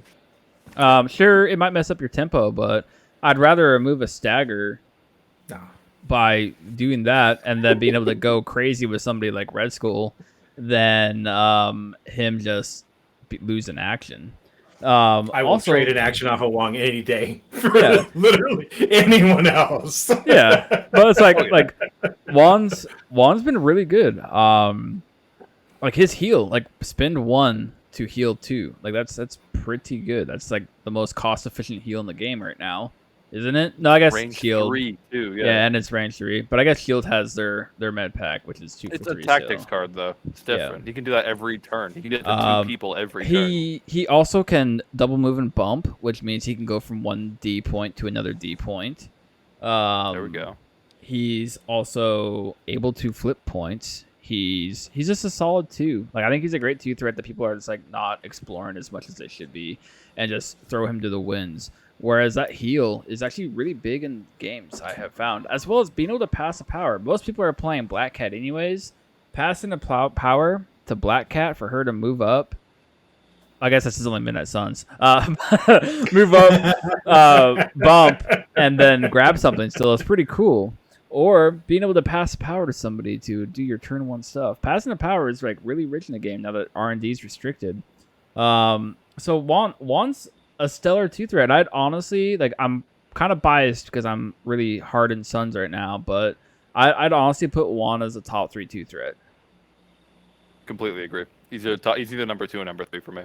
Yeah, because I would say Toad, Wong, and probably Widow, to be completely honest. Completely agree. Those are my things. I love Bullseye. I love Bullseye to death. Yeah. But the other, like, having either Wong for all the reasons we just stated, or Toad or Widow to be a cheap objective runner, it's insane. Like, it's such value. But yeah, I think those are the top 3 for sure. Yeah. Craig's asking me why we even need a sales pitch for Wong. Yeah. I've been on the Wong train for a long time. I know he's been on the Wong train for a long time. I'm glad Dizzard is now on the Wong train. I ran Wong in my really shield hard. roster like 2 weeks ago, so I'm all about it. I think he's very often the second 2 for a lot of lists, unless he's affiliated. Because you need that objective runner, Widow or Toad or whatever. Yeah. But Wong is, I think, like, for a value discussion, easily the best support character in the game. Well, not only that, but he's really good to stall. It's like, well, I don't know what I could do right now because you're not pushing on me. So I'm going to go with Juan. He's just going to pass a power to my other person to make them more efficient when you decide you have to actually come into me. So, like, he's, like, perfect for a stall character because he's still being actionable towards your end state by scoring you VPs. And then he's also increasing your action by giving power to people who are going to use that power more effectively. So he's, like yeah, Holy Mackinac, effective pass play. It's essentially what it is. He's probably the best stall play in the entire game because he could pass power like that. When you can He's pass also the really power good at, and heal with Wong, it feels so good as a Yeah, pass play. 3 power Wong. Yeah. It's also really good. You can save Wong for last, and you can put your opponent in a situation where they can either kill Wong and give you priority, or they let Wong go last and heal up all your heavy hitters who are fighting. Absolutely. Yep. I'm loving him. I Because he's love not Wong. hard to kill, and that's like good sometimes. I think people need to start considering Wong more often. I'm definitely gonna be looking to him for more of my other lists. There was a while where I was looking at him for X-Force to be able to like give a power to Colossus so he could be able to bodyguard round 1 if he needed to, or just heal Colossus. I think him and Colossus are actually a pretty good pair. So when I get back to X-Force, I'll probably be using him in there. So yeah, I think that in general, the 2s are, you're picking an affiliated 2, and if you want a second 2, then you're looking at the other ones. yeah. So I think that means that Wong's got 2 obvious homes right away, and then you're looking at a role player if you're not playing one of those 2 affiliations, and if you're looking for a support character, I think Wong's a really easy add. Well, that There's a and lot I of saw. situations- I saw a farmer talking earlier in the Strike Better Discord about Juan under ASM leadership being able to slow people and push them or place them is really fun.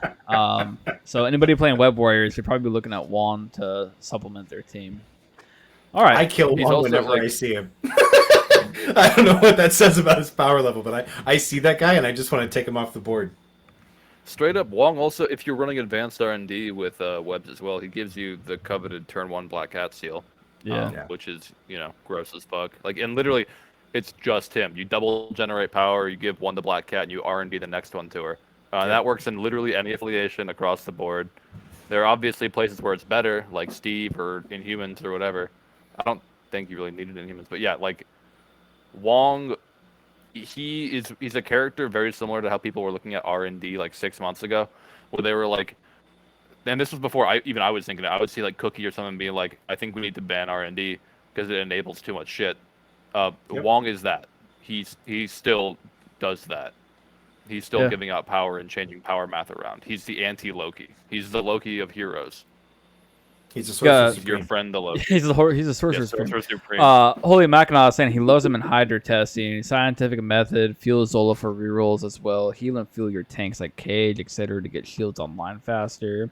Juan healing anyone with damage reduction is a double win as well. Completely agree. So especially, I think this has been a successful sales pitch of the week. Everybody's in agreement. Juan is a stellar character that should be seen more. All right, Hobby Corner. I don't think we talked about goals. What's your goal for the month, Sam? Oh man, this month. What is Wait, my isn't goal it, this isn't it month? Clea? Aren't you Terrain. doing? No, Clea's still. So actually, no. Clea is not my goal for October. She has failed me, or I have failed her, depending on how you want to look at it, for 3 consecutive months. So it's terrain. I got an event on the 22nd, and I really want to have more painted terrain for it. I've had primed terrain, or like close enough. a little too much than I've wanted there to be. So I want to paint some terrain for the 22nd. Oh, is it Wong? Please tell me it's Wong. Oh, it's still Blade. Well, here's my goal for October. But he's done. He's upside down, but he's done. Here. Oh, right. He was also your goal for September, so I'm confused. Yeah, But- yeah. Wait, he's primed? Is that what you're saying? He's not done. What? No, he is. He's doing No, monochrome. Yeah. Oh. That is painted. Okay. Shows what I know.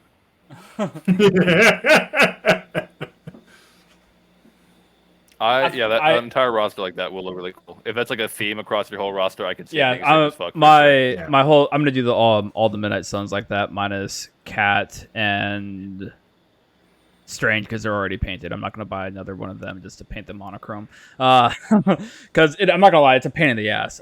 It is much more difficult than I anticipated because trying to like visualize what it would look like in black and white. It was a super pain in the ass, and it was super fun, very fun experiment. But Is it all going to be green, or does everybody have a different accent color? I think I'm gonna do Voodoo with purple. I'm gonna do his like Spill Cloud Nice. with purple. Okay. Juan, I'm probably gonna do the orange, fist. I'm probably gonna do the flaming dragon head. Okay. Who else? Oh, I can't decide if I want to do Ghost Rider and monochrome or not.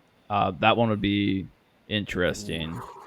Because I'd probably bring in like there's this chrome paint that I've been wanting to use for Ghost Rider to like paint like the bike parts chrome.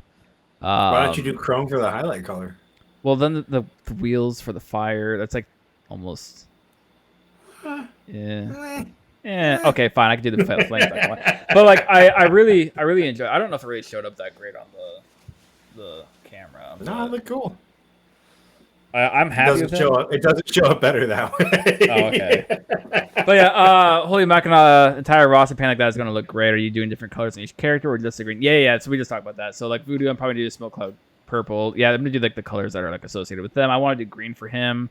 I thought about doing green for Voodoo, but I kind of want it to be a little bit different, so it's different. But yeah, Strange and Black Cat are already painted, so I'm kind of like, I don't really want to paint them in black and white because I think I spent probably 6 hours on him trying to get like the values perfect. Super annoying. I think I have a picture of him primed, so I can show you the difference hyper of a Zenithal Prime and what this looks like because it is completely different. I do know. I'm sorry if I offended you. I know what Zenithal looks like, but Oh, no, you're fine. You're thinking closely. No, you're a whole roster of that will look solid as fuck.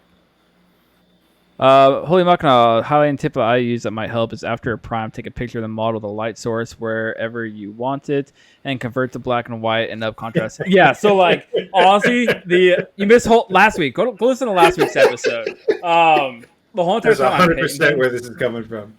Like all of like last week when I was like painting him, or earlier, it was a couple days ago actually where I finished him. I was like, I'd be painting. I'm gonna come to the camera. I was painting him, and I'd be like, all right, paint, and be like, and go like this to like, cause my light source is like this. That's why like the underside of his knees like dark as shit. You know, it looks kind of weird from that angle, but it matches for the light source. But I'm super happy with him. He came out better than I was hoping he would. Big pain in the ass to do, but definitely worth it. And I got one Voodoo. I'm scared to do Voodoo. Voodoo's like the one I'm like dreading to do the most, to be completely honest. That sounds scary. Yeah, Voodoo's not gonna be fun. I'm probably gonna be more annoyed than anything when I do him. But it's a super theme. My biggest like thing about it was like talk with Cutthroat about understanding values and painting as far as that goes. Is I was like, why hasn't anybody done a monochrome Midnight Suns? Like number one, it's super thematic because the comics for Midnight Suns for the longest time were black and white. So it was like it'd be super cool to do them in black and white. And then I was like, fuck it, you know what? I'm gonna do monochrome Midnight Suns, and I'm gonna use this to help me understand values more when it comes to painting. And I'm going to paint all of my Midnight Suns in black and white. And let's have fun with this. And I had a really good time with Blade. It was a pain in the ass for sure, but definitely worth it in the end.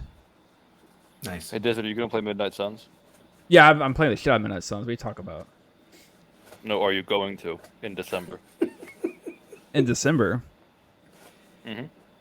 What's in December? Yeah, what's in December? The launch of Marvel's Midnight Suns, which is sponsored this stream. It's a Marvel. Oh, you mean the game? No, we are officially sponsored by that video game. Go play it. So I'm going to stream it. I don't think we're officially sponsored by it. My stream is also officially sponsored by it. Watch it. Or, I don't know. I will say I will probably actually play that game. It looks really cool. I'm excited to play it. It's gonna be fun. Yeah. It's got a what's his name? Michael J. White. He's playing Blade. Ooh. Black Dynamite himself. Nice. All right. Challenge of the week. Sam, what do you got? Challenge of the week. What kind of roster should we build this week? Carnage. Wait. Pause. Real quick while you think. Let's let Hyper do it. No, Yeah, Hyper. wait. Let's let Hyper Okay, do it. He's got an idea Hyper. on top But of his head. while you think, real quick, if anybody has not seen Werewolf by Night on Disney Plus, you fucking have to. It is super fucking cool. good. Like, it's really good. Okay, go ahead. What's your challenge of the week, Hyper? Carnage. A list where you can play Carnage at every single point value in every single game. I want to play Carnage. Carnage. Yeah, I want that to happen. I was thinking like what leaderships are good for him, and I think like Shadowlands Daredevil and Midnight Suns are both good for him. But yeah, just a list where you can actually like, because I have a lot of fun doing that, even for not like super competitive lists, like optimizing a single character, like giving them the best support system to succeed. So do that for Carnage. I'll give you a hint. Carl's his friend. 1 second. Have you tried him in Humans yet? Because back in the day, before the whole Doom Prophecy Carnage thing was coming around, I was running an Inhumans list that I had built. I was focused completely around Carnage, like just killing things and surviving. I had field dressing isn't around anymore, but I had last minute save, field dressing, med pack, and like it was all about passing as much power to Carnage round one, and then Lockjaw teleporting him forward and him just wrecking havoc round one, and like consistently he would kill 2 to 3 models. I do like the Lockjaw there for sure. I think Yeah. he's also like because he doesn't really need patch up, and I'd be playing him at every point. But I think you can take Brace Sacrifice pretty easily. Yeah, and then you take last minute save, and Lockjaw can just bring him back. I like Lockjaw a lot for sure. That sounds like a lot of fun to play. Yeah, there you go. That's my 2 cents. I had a lot of fun with it. It was good. That's the only time I played Inhumans was when I was forcing Carnage. Really, I was playing Carnage with supporting cast Inhumans. Fuck yeah. That's cool. All right. Listener questions. We got the Rusty Bratton. Do you believe there should be random alternates? Whoa. I can't read. Should be random/alternate random starting points instead of the range 3 parallel. What if starting in a corner or only at range 2? This could help with the usual first turn priority plays we see. I think with how the game is currently, you can't do that because the crises are developed and designed around the range 3 starting place. I think you can do it and have fun with it and have fun like casual games, but I strongly believe that like the crises are developed with range 3 starting place in mind, and that's how they're balanced in a certain aspect. So starting at range 2 immediately means that your medium mover's small base won't be able to get to a B in one move. They'll have to move twice, but your lawn movers could. So it really like changes the whole entire game in all retrospect as far as like what is happening by changing those, because the crises are developed and designed around that range 3. Yeah, all you're realistically doing is making Black Panther top tier again, which he still basically is. But you look at what was it? What is the symbiote thing? Separation anxiety. Fuck yeah, I love that shit. So like that is designed around having the corner deployment. I think it'd be cool if AMG brought in crises that were designed around a different deployment. But then again, that's bringing in a complexity level to the game that a lot of people probably aren't going to like in the larger scheme of themes, where people are going to be like, why are you making this something that like harder than it has to be? I personally would enjoy it. I think it'd be cool if they brought in like, hey, here's a G shape. On G shapes, you start at range 4 up the board, or something different like that. I think that would be really cool. I think that would be the way they do that. They were going to bring different deployments to this game. It's going to be associated with the shape of the deployment. I'd like to see more event or league packs like we saw with the Infinity League, where like it was just a completely different set of crises. I think that makes a lot of the game more accessible to players who maybe don't have a larger collection. So they literally just have like, hey, so you don't have to get Ghost Rider for Demons Downtown. You don't have to get MODOK for Alien Ship.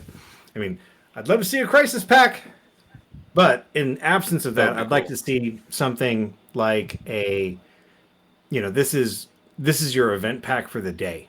Yeah. Right. So like we're gonna run like basically a challenger event, and then these are the crises that we're gonna run for that event. I want AMG to support organized events. Like, give me a tournament pack. Give me like something that the store can order and say, here's your tournament support pack. I miss that in games. I don't know what games to it though. I think the restricted list. I think they are, but I want to be able to be like, hey, I want to do an event on this day. Store, can you order an organized play kit? Like War Machine did it, Malifaux does it. All the other games do it to where you organize it, you buy a kit, and it comes with cool little swag for the people who like play in the game. Everybody gets a door prize. Then there's a first place prize where a person gets this. I miss organized play kits, and I wish AMG would do it. Well, I mean, they've kind of given us that to some extent with like the mini extravaganza things. Yeah. Like the like renewal of vows. Like I haven't actually played the Mystique scenario that's outlined with the last one we did, but I have only heard amazing things about it. So I mean, that's the kind of thing that I'd really like to see us get from AMG as support. Like that would be fantastic. I would love to see more Like, here is a scenario or a pair of scenarios or 6 different scenarios. Run a 3-round event. Call it on SOS. Like, like whatever actually winds up out of that. I think that there's a lot of potential there, and it'd be cool to see. I'd love to see that. So far as like alternate or random starting points, I don't think we should do random starting points. I think that could be even more RNG to start the game that I think we've already got pretty much enough of.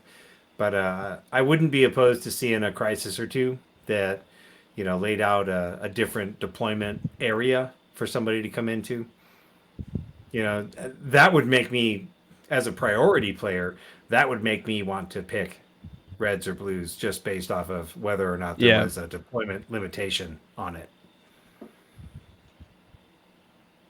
Like if there was an extract that said, okay, like here's the extract, but you have to deploy within like a separation anxiety style deployment area, like that would really change the game.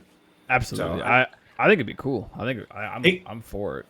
It could be neat. I wouldn't want to see it as like a core mechanic, but if it was something for like a specific scenario, I think that'd be kind of neat. It'd be interesting, yeah, because like you kind of have to, especially for a regular, whatchamacall, crisis, you have to balance it so that if you're using that the other crisis is also changed somehow. Because like, yeah, sure, a secure where you start at range 2, like a G map, like we were saying, is great. But what if the secure is, spider infected or cubes?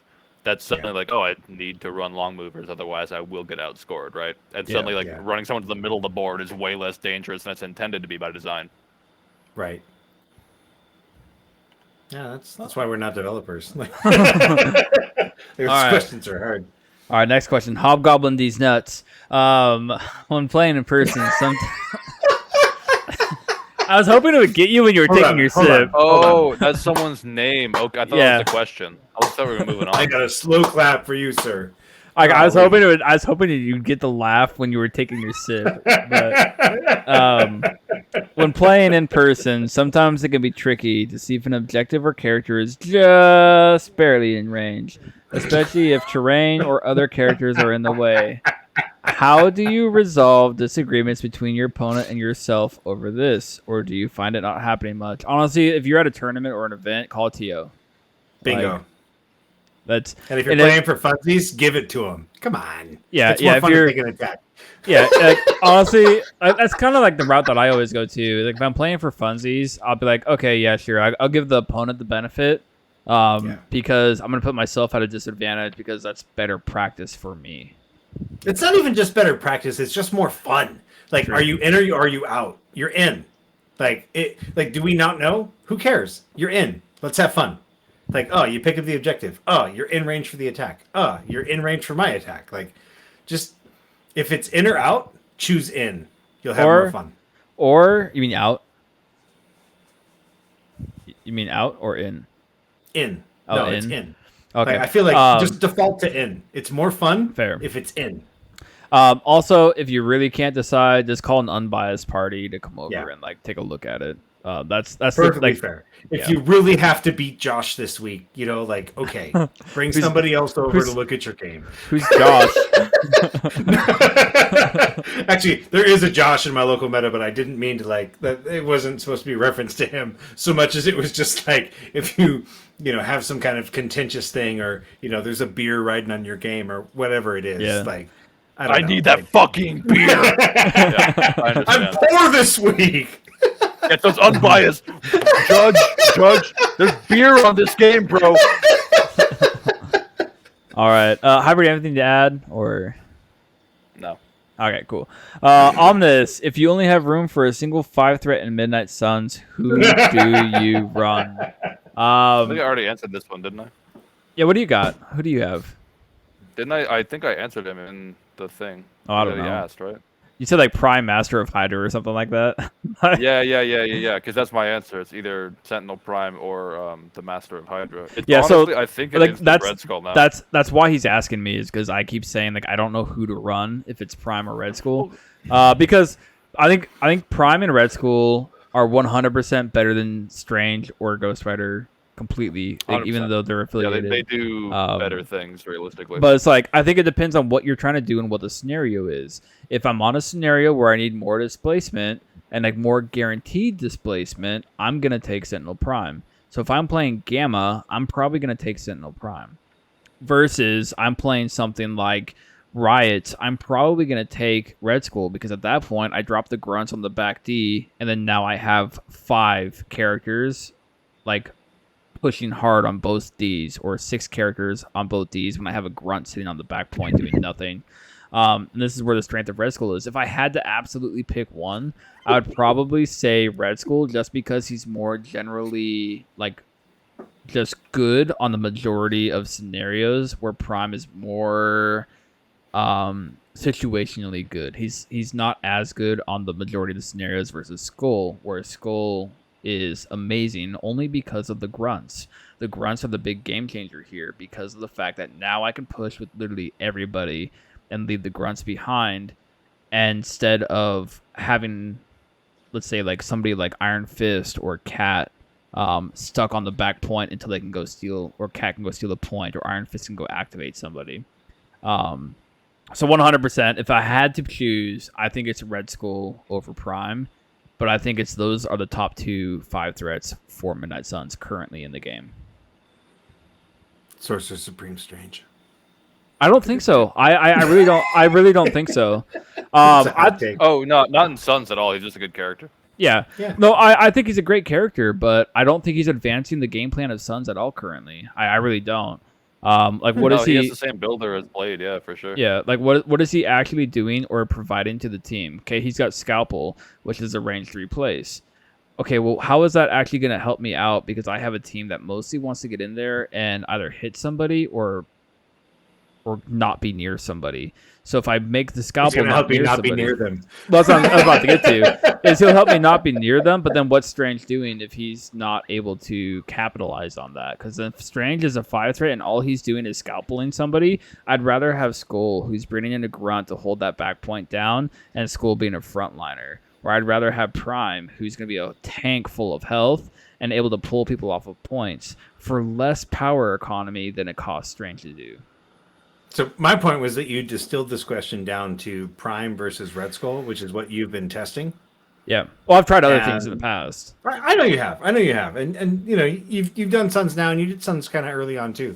And I don't have a ton of experience with Suns, but I have run Sorcerer Supreme Strange with them, and I do think that there is play for him in the affiliation, just based off of Scalpel alone. Yeah.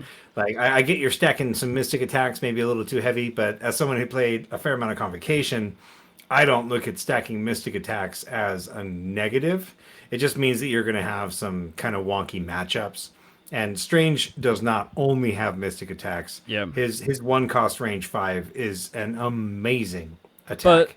But let me medium base, medium move. He's got power generation. Riddle me this though. Okay, tell me on how Strange is better than Skull for Suns, because one, they both generate better power. They both have power to where he doesn't take damage for his. He doesn't take up damage for his, but they both have the same mobility as far as that goes. If Strange wants to use bump, which he has, if he wants to bump, scalpel himself, and get onto a center point, he has to do that, and at that point he can't do that. He's gonna have to. He's not bumping and scalpeling first turn, but anyway. You can with Juan. You can with Juan and R&D. If you want to bump and scalpel, then you're talking about Wong and R&D. But here's the thing, though: is Skull does that all by himself, where he can do everything that he needs to do with his own power economy, which is they have the same power economy, don't they? Strange generates 3. But Skull has to take a damage to generate 3. Yeah, they have functionally the same power economy. But the thing is Skull has a high probability of getting that move trigger off of his attack to move him onto the point. Like I want to say it's like 68 or 70%, which to me that's pretty good odds to be able to hit that hit wild. Crit wild on 6 dice. It's hit wild. That's what I said. Hit wild on 6 dice. So it's like it's fairly easy to hit. So he's able to move, bump, and then more than likely hit the trigger to move on to a center point. And like I I like the biggest thing about Skull, and I keep telling people this, which is a game-changing aspect of Skull, is it's not Skull himself and what he's doing, because Skull himself is a 5 threat in my opinion. But then you add on a grunt who impact secures. Oh, that don't get me started on Skull. Don't get me started on Skull. So far as the advance is concerned, I've played a little too much Angela to feel comfortable with hit. A triggered advance, because every single time I have ever needed to use that, like I can count on a single hand the amount of times I have actually done that attack and landed the hit I needed to advance. 100%. Blademaker is so rough. It's so rough every time. But then we come back to like our whole topic of the game is you're gonna have to adapt and figure out what you can do. Well, at that point, Skull's just stuck there. Like, what's he gonna do? He's gonna sit there.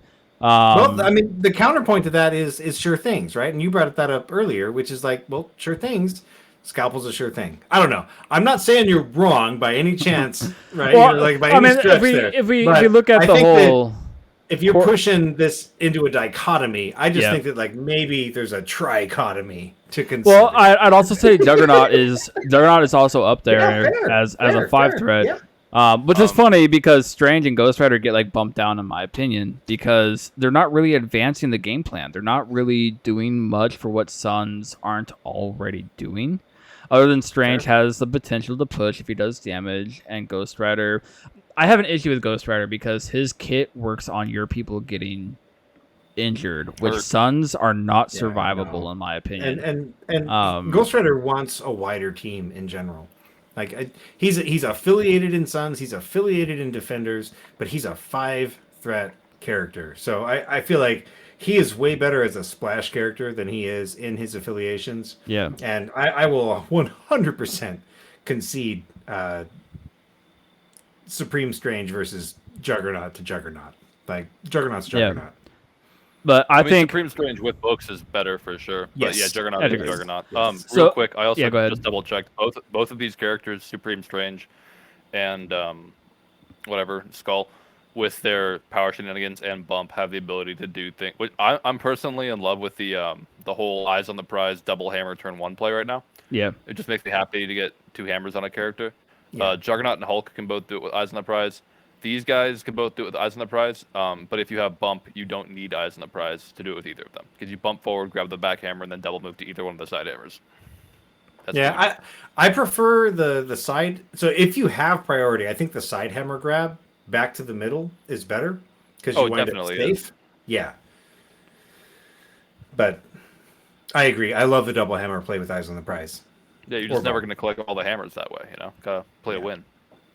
Play to win by points. And Skull. Play to win with all. By win, I mean have all the hammers. Yeah. Skull with 2 hammers is pretty gnarly. Yeah, if he doesn't die turn 1, I don't want anything to do with Skull. Like I said, don't get me started on this card. All right, so let's move on. I think to answer the question appropriately, I think if I had to pick a single 5 threat for Midnight Suns, it's probably Red Skull.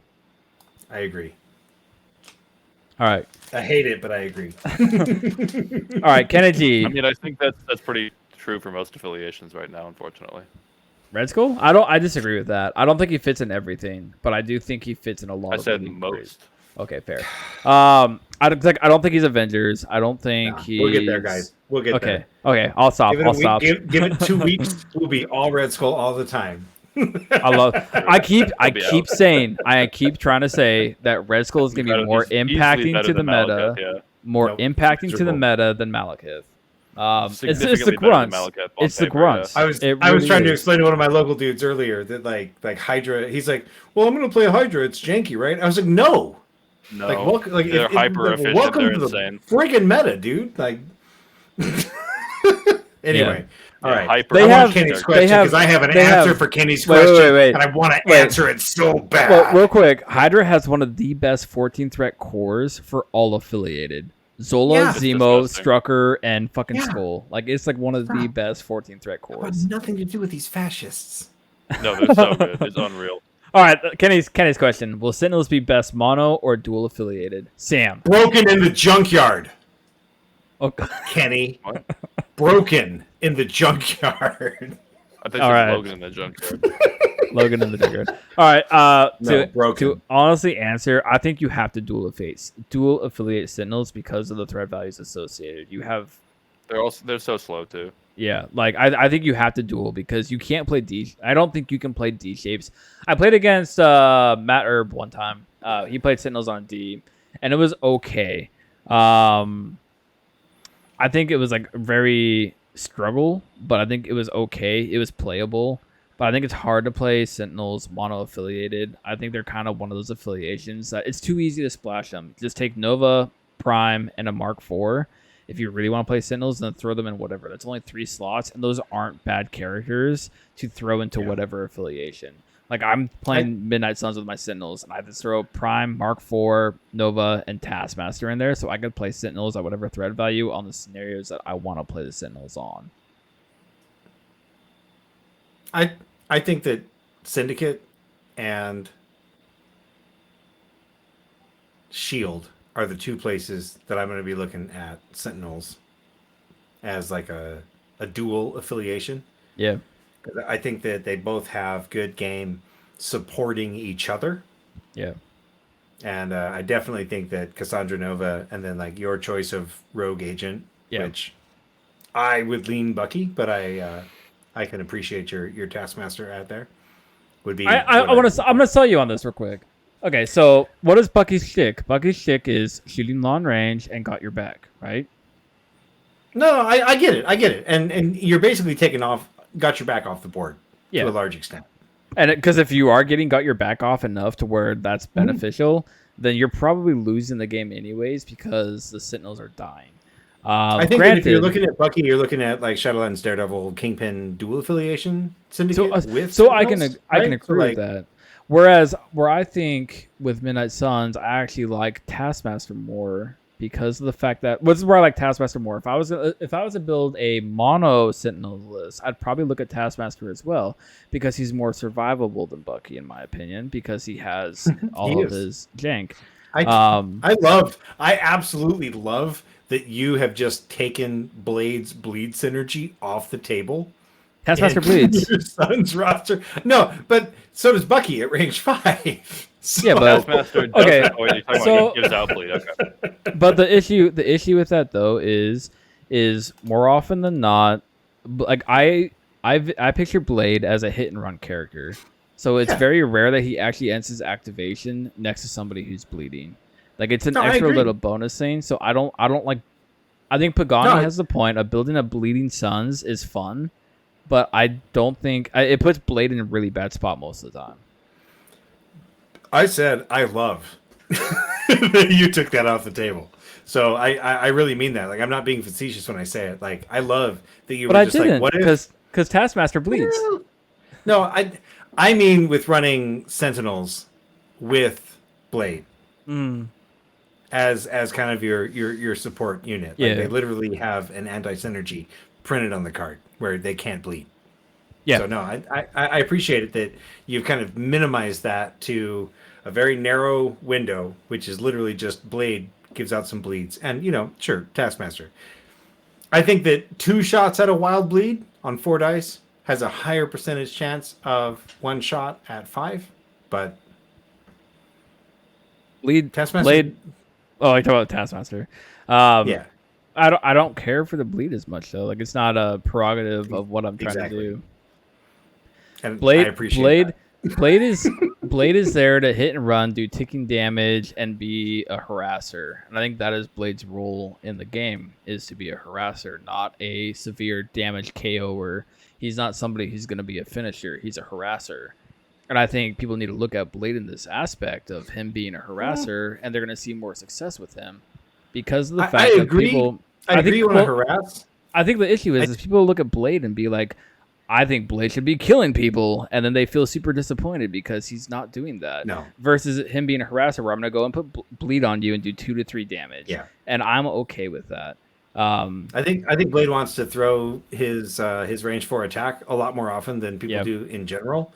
Never. And then I do think all right. Well, I'm open to your argument, but I think that he wants to dish that out kind of over the course of turns 1 and 2, maybe even turn 3, and then he wants to dive on bleeding targets with his spender from there.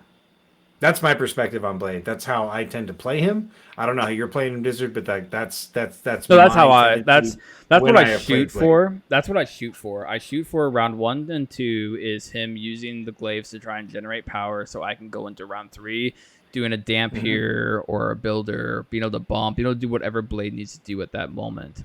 The biggest thing. Do you put extracts on Blade? No.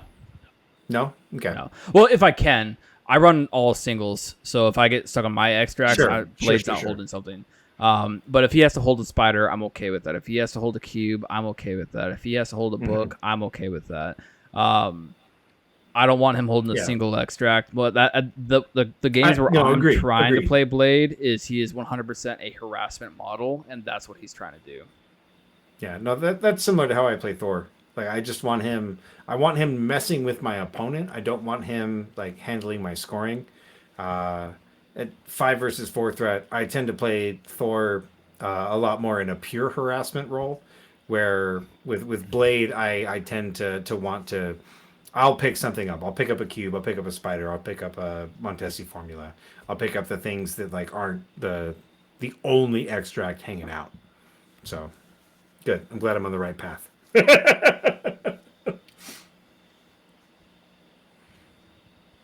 All right. I guess we can go on to the next question, where we have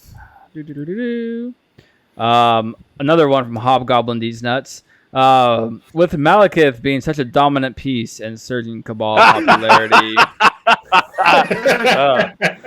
what are your thoughts on affiliations getting their own Malekith, i.e. very strong piece for their affiliation, like Odin for Asgard or Xavier for X-Men? I personally think that I'm for it. I'm for with getting Odin for Asgard or Xavier for X-Men. I don't really think it's like any like priority or anything. Like I don't really care for high threat pieces. I don't think they make or break the game. I think that I don't know. I think it all depends on like what you really want. I'd love Xavier and Odin both for this game. I'd love a Dark Avengers with a like 7 threat Green Goblin. Give me you know what I'm saying though? Like give me like these high threats to like have fun with the game because they're fun to play. Like I enjoyed my time playing Malekith. He was super fun. He was very thought provoking and very like interesting for like my growth as a player in this game to be able to explore different avenues than I'm used to. I don't think every affiliation needs a super high threat big boss baddie. Like every affiliation doesn't need a 2 threat. I think if every affiliation like that comes down to like what you're building your roster for. So it's like I don't think every affiliation needs this because it kind of throws a wrench. Not really. It doesn't throw a wrench in your roster building.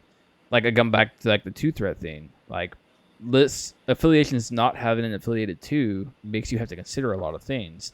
Not having a big threat baddie is going to make you consider a lot of things, or having that big threat baddie is going to make you consider certain things. Cabal getting Malekith, I think, was great for Cabal because now Cabal is actually getting played more than they were before, and they're seeing success. I don't think every affiliation needs one, but I'm not opposed to it either. I have a lot to say, so I'll pass. Okay. Malekith is not a dominant force in the meta. I hate that I have to try and do this like almost every time I talk about the character, but like I'm so bummed having to convince people. It's like when I used to talk about Thanos, but Thanos was obviously he was good in a different way because he was actually good. Malekith isn't good. He's not like. There's so many answers to this character. He's just an attack. Like we have bodyguards, we have taunt, we have escort to safety, we have Gwen. We have Eye in the Sky. We have Loki. There are so many answers to this character. And it's like the only reason I think Malekith has been seeing success is because people don't. They see him, and instead of being like, okay, so what's the problem with this? Like, oh my god, this guy's ridiculous. Blah, blah, blah, blah, blah. Instead of being like, okay, he's one thing. So if I can just deal with this one thing, I'm fine. If you're really having problems with Malekith, literally watch like go back and watch any of the episodes we've done since he came out, because we get questions like this every week about how to deal with Malekith, and he's like, oh, fuck, I'll make a YouTube video about how to deal with Malekith if y'all really need it. You already You really did. shouldn't. It Did I involves already? me getting my ass whooped. Oh yeah, yeah. Go watch my game against Sam. Go watch my game against Sam where he played Malekith Cabal, and I played Double Hulk, and he didn't score a single victory point. Go watch that game specifically. That's the one. Yeah, he's really like. Unless your opponent's playing Winterguard Malekith, at that point they should just beat you because they're Chads. Just stagger him is the easy answer. Like, there's so many answers for this character. And to address the actual interesting part of this question, yes, high threat characters are cool. I love the design space for high threat characters because they get to do the coolest shit. I would like to see more high threat characters. Okay, so to piggyback on everything that you have both said so far, I would love to see some more 7, 6, 7, 8 threat characters in the game. I want them to be different. I want to have a decision between, do I bring Odin? Do I bring Malekith? Do I bring Xavier? Because you have to remember with this game that we are talking about a game where we can splash any character in any roster. So if I bring 3 X-Men that total a composite 9 threat, I can bring anybody at 16. I can literally bring any model in the game at 16 threat. 17 threat, 18 threat, 19 threat, 20 threat. So like, I just want to have choices at that point. I want to be able to make the decision whether or not I want an Xavier or an Odin or a Malekith or a Thanos or a Hulk. Like, I want to have all of those options. We also need to be very careful with these kind of requests, because at the end of the day, do you want to see the next big bad everywhere? Because every time a model that comes out like this, that's very integral or important or just has an incredible impact on the game, you're going to see it everywhere, because all you have to do is bring an affiliated core and then splash this big model in, or these 2 big models in some cases, if you've got a cheap enough core. So I would love to see more larger threat models, but I want to see them have very different abilities. And I think we've got that so far. I'm not complaining about the game in any way.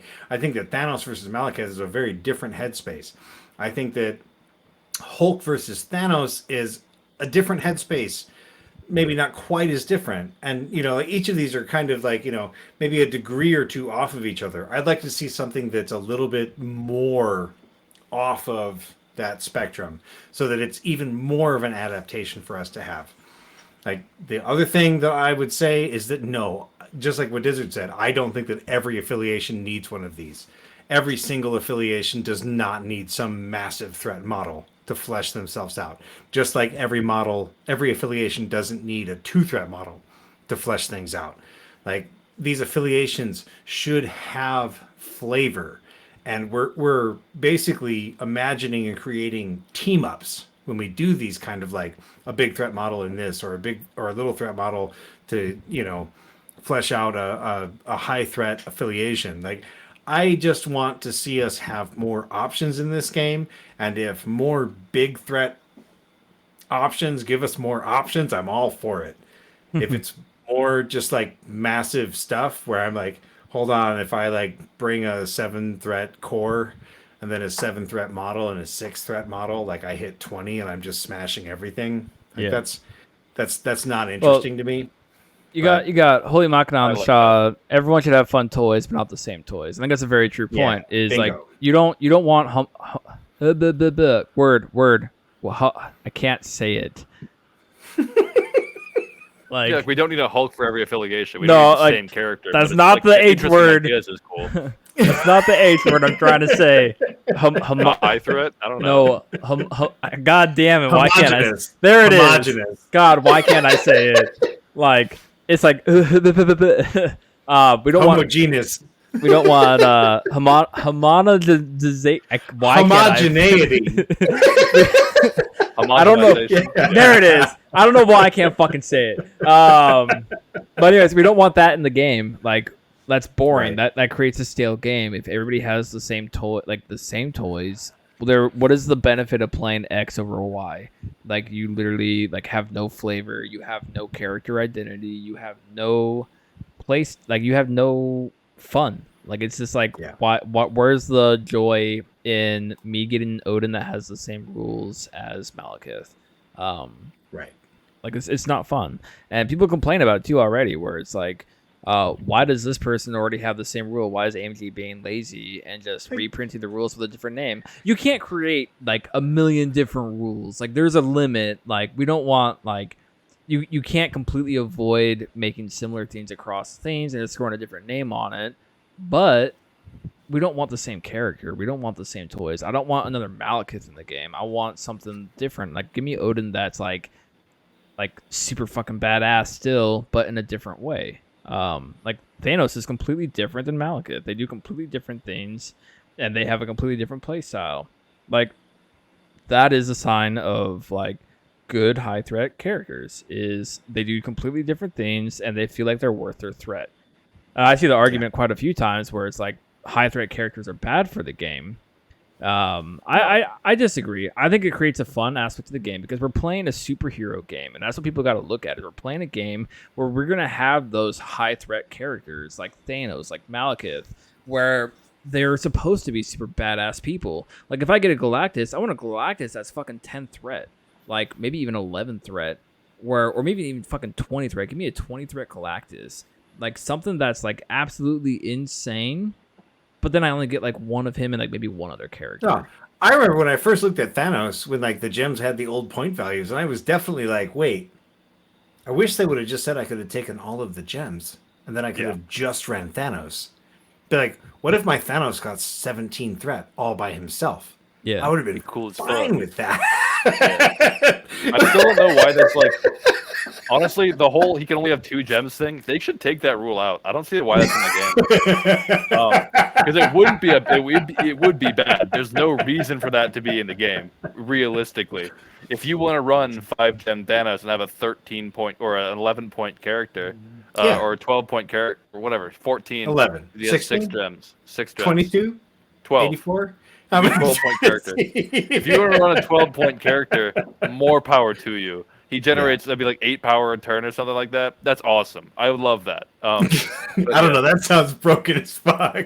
No, it wouldn't be, because like, what is he gonna do? Choo. He's gonna teleport the entire board. He already does that. Yeah, but not until like turn 3. He's still not going to be outscoring, I don't think. Like you can go second to last, but like he's still just one model, right? So That's they're fair. always going It's to have fair, one yeah. model to go after you. It's not fair. I think he would be busted. I'd love to do it. I would. Yeah, I will play no. him anytime with a 12-point Thanos. Like and we're we'll see how it saying turns that out. that he'd be busted, right? He would be busted. He's got 8 health and Reality Stone. He'll just die and have no power. Yeah, and then That's you fair. also only have Thanos and Corvus at what 18 threat or 17 Yeah. threat. Like that's the issue. No, because Corvus would be a 4 threat now, so it'd be 16 still. I'll play it on Researcher. We'll see what happens. That sounds real as fuck. The other thing about the argument that like high threats are bad for the game, next time someone asks you that, I want you to look them dead in the eye and ask them a very serious question. Do you want Doctor Doom to be a 4 threat character? Yeah, I don't. Not. give me 7 threat Doom. I do feel like when we look at this game, like before the Time Stone errata, I did definitely feel like Thanos was well above the curve. Oh, yeah. In every respect. It wasn't why I played him, but it was definitely something that kept me playing him. And if you have a game that is balanced around 2 actions and 2 to 6 threat, you have a different game than, a game that is balanced for 3 actions at 9 threat, which is what we had before the changes. And even with the Space Stone change, I think we're still looking at a Thanos that has incredible action economy. One of the things that I've said a lot about Hulk is that he effectively has 4 actions, of which only 3 can be used for the same thing, because he's got Gamma Leap, Move, or he's got Throw, Attack, right? Like you can't actually use all 4 of his actions for the same thing. but he effectively has 4 actions in a lot of situations in the game. And I love that we have these powerful characters to play and have fun with. And their counterpoint is that you can run so wide and do other things. Yeah. So it's far from being just, off the charts broken. I think that Malekith has a ton of counterplay. And I'd love to see any other, 6, 7, 8 threat, 9 threat, 11, 22 threat, whatever it is in the game have counterplay still. Whether it's just, number of characters or they can be staggered or, whatever it is. I think that having counterplay to these large threat characters is huge. But I would like to see more of them because they're fun. And I like playing with fun toys. Yeah. Yeah. All right, last question. Ghost Rider. This is also from Hobgoblin These Nuts. Ghost Rider. I love the character and love the piece. It feels like he doesn't get much love, but he can wreak so much havoc on the board. Can he be viable in competitive game for what he costs? Absolutely. We were talking about this earlier. I think he struggles in his, like we said, he struggles in his current affiliations because one, Doctor Strange is a 5 threat Just or Ghost 6. Ghost Rider. Yeah. And then Ghost Rider is a 5 threat. So in Defenders, you're looking at 10 threat already. So you're not really going to fit him unless you're running 20. And if you are, you're really taking concessions on other parts of the game. Or Midnight Suns, he's 5 threat. You have Blade at 4 threat versus, like we talked about earlier, Red Skull just has more action economy. Even Doctor Strange has more actionable input towards end state than Ghost Rider does for what he's actively trying to do. His goals aren't aligned with what the affiliation is currently trying to do. If we get a second leader for Midnight Suns, that might change. Say we get an Elsa Bloodstone, which would be really fucking cool to get as a leader for Midnight Suns. Go watch Werewolf of Midnight. I just want Man-Thing. I want a 6 or 7 threat Man-Thing at this point. I want an 8 threat Man-Thing where if he goes base to base contact with you, you just disintegrate and lose all your health. That's the Man-Thing I want. But he's a slow mover and he only gets 1 move action a round. How cool would that Let's be? play Gamma. Gamma and Lockjaw's going to teleport him onto everybody. But anyways, I think he struggles in his current affiliations just because of the fact of his threat value and what the game plan is of those affiliations. Where he does really good at is a place like Guardians, where they can run really, really wide and run him and get the benefit of Ghost Rider, and Ghost Rider gets the benefit of them between the rerolls. They run wider characters, so he's flush with power if they take any damage. He also has plenty of 2 threats to choose from for him to deal with the devil, or even Highway to Hell just to get across the board. He has so many X-Men other... similar. Yeah, so it's the affiliations that have a 3 threat leader, he's pretty good in, and he's competitively viable in my opinion. It's just where his own affiliations is where he's currently struggling. And he doesn't have any control built in. Yeah. Unless you're willing to bring a tactic slot for him. Just like Malekith. Wait, what? Huh? Malekith's busted and Ghost Rider's mid-tier. Wait. Oh, come yeah, on. I forgot. That's come completely on. true. I mean, Malekith does actually have a throw printed on his card that Yeah, he gets does around. that. He can some of only the- use if someone doesn't, redirect that attack. Why somehow doesn't with Ghost their- Rider have a pole? the chain pull? He could do that in Marvel 3. Come on, guys. Yeah, golly, man. Let's get another Ghost Rider errata. He could use another errata, not gonna lie. He ain't bad. Ghost Rider's fine. He's got homes. They're just not where you might. Yeah, he's not a bad think he character at all. is, by any means. No.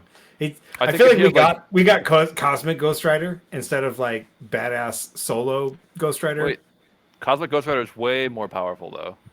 You're talking? What do you mean? That's fair. No, that's fair. That's fair. I just mean like thematically, right? Cosmic Ghost Rider rolls with outside of the Cosmic Ghost Rider comics. He rolls with Guardians of the Galaxy more often than not. Oh, which is I see what you're saying. Literally where we see Ghost Rider more often than not. Yeah. Is in Guardians teams. He's a little bit more of a team player than Ghost Rider, who's way more of the the way that Punisher is in MCP, where he's just an unaffiliated dude who's just there to like shoot some guns and I see what call you're it saying. good. It'd be really funny. I mean, because like he does have the whole, punish the guilty thing going on with his penance stare, and he like, if you hurt my friends, I'll hurt you.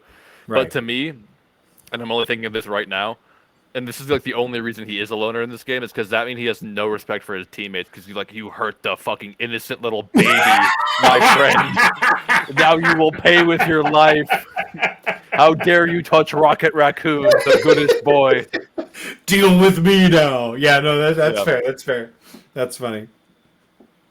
I don't know. He's got a place in the game. It just isn't necessarily where you might think it is. Yeah. All right. Yeah. Anything else you guys want to say? I love you all. All right. I'm going to bed. All right. With that, we have been the Rogue Agents, and you have been the listener. Perfectly balanced, as all things should be. Maximum effort. In this war, there's no surrender. He's out of line, but he's right. Who the hell is Bucky? You don't like a fair fight. I think you're wrong.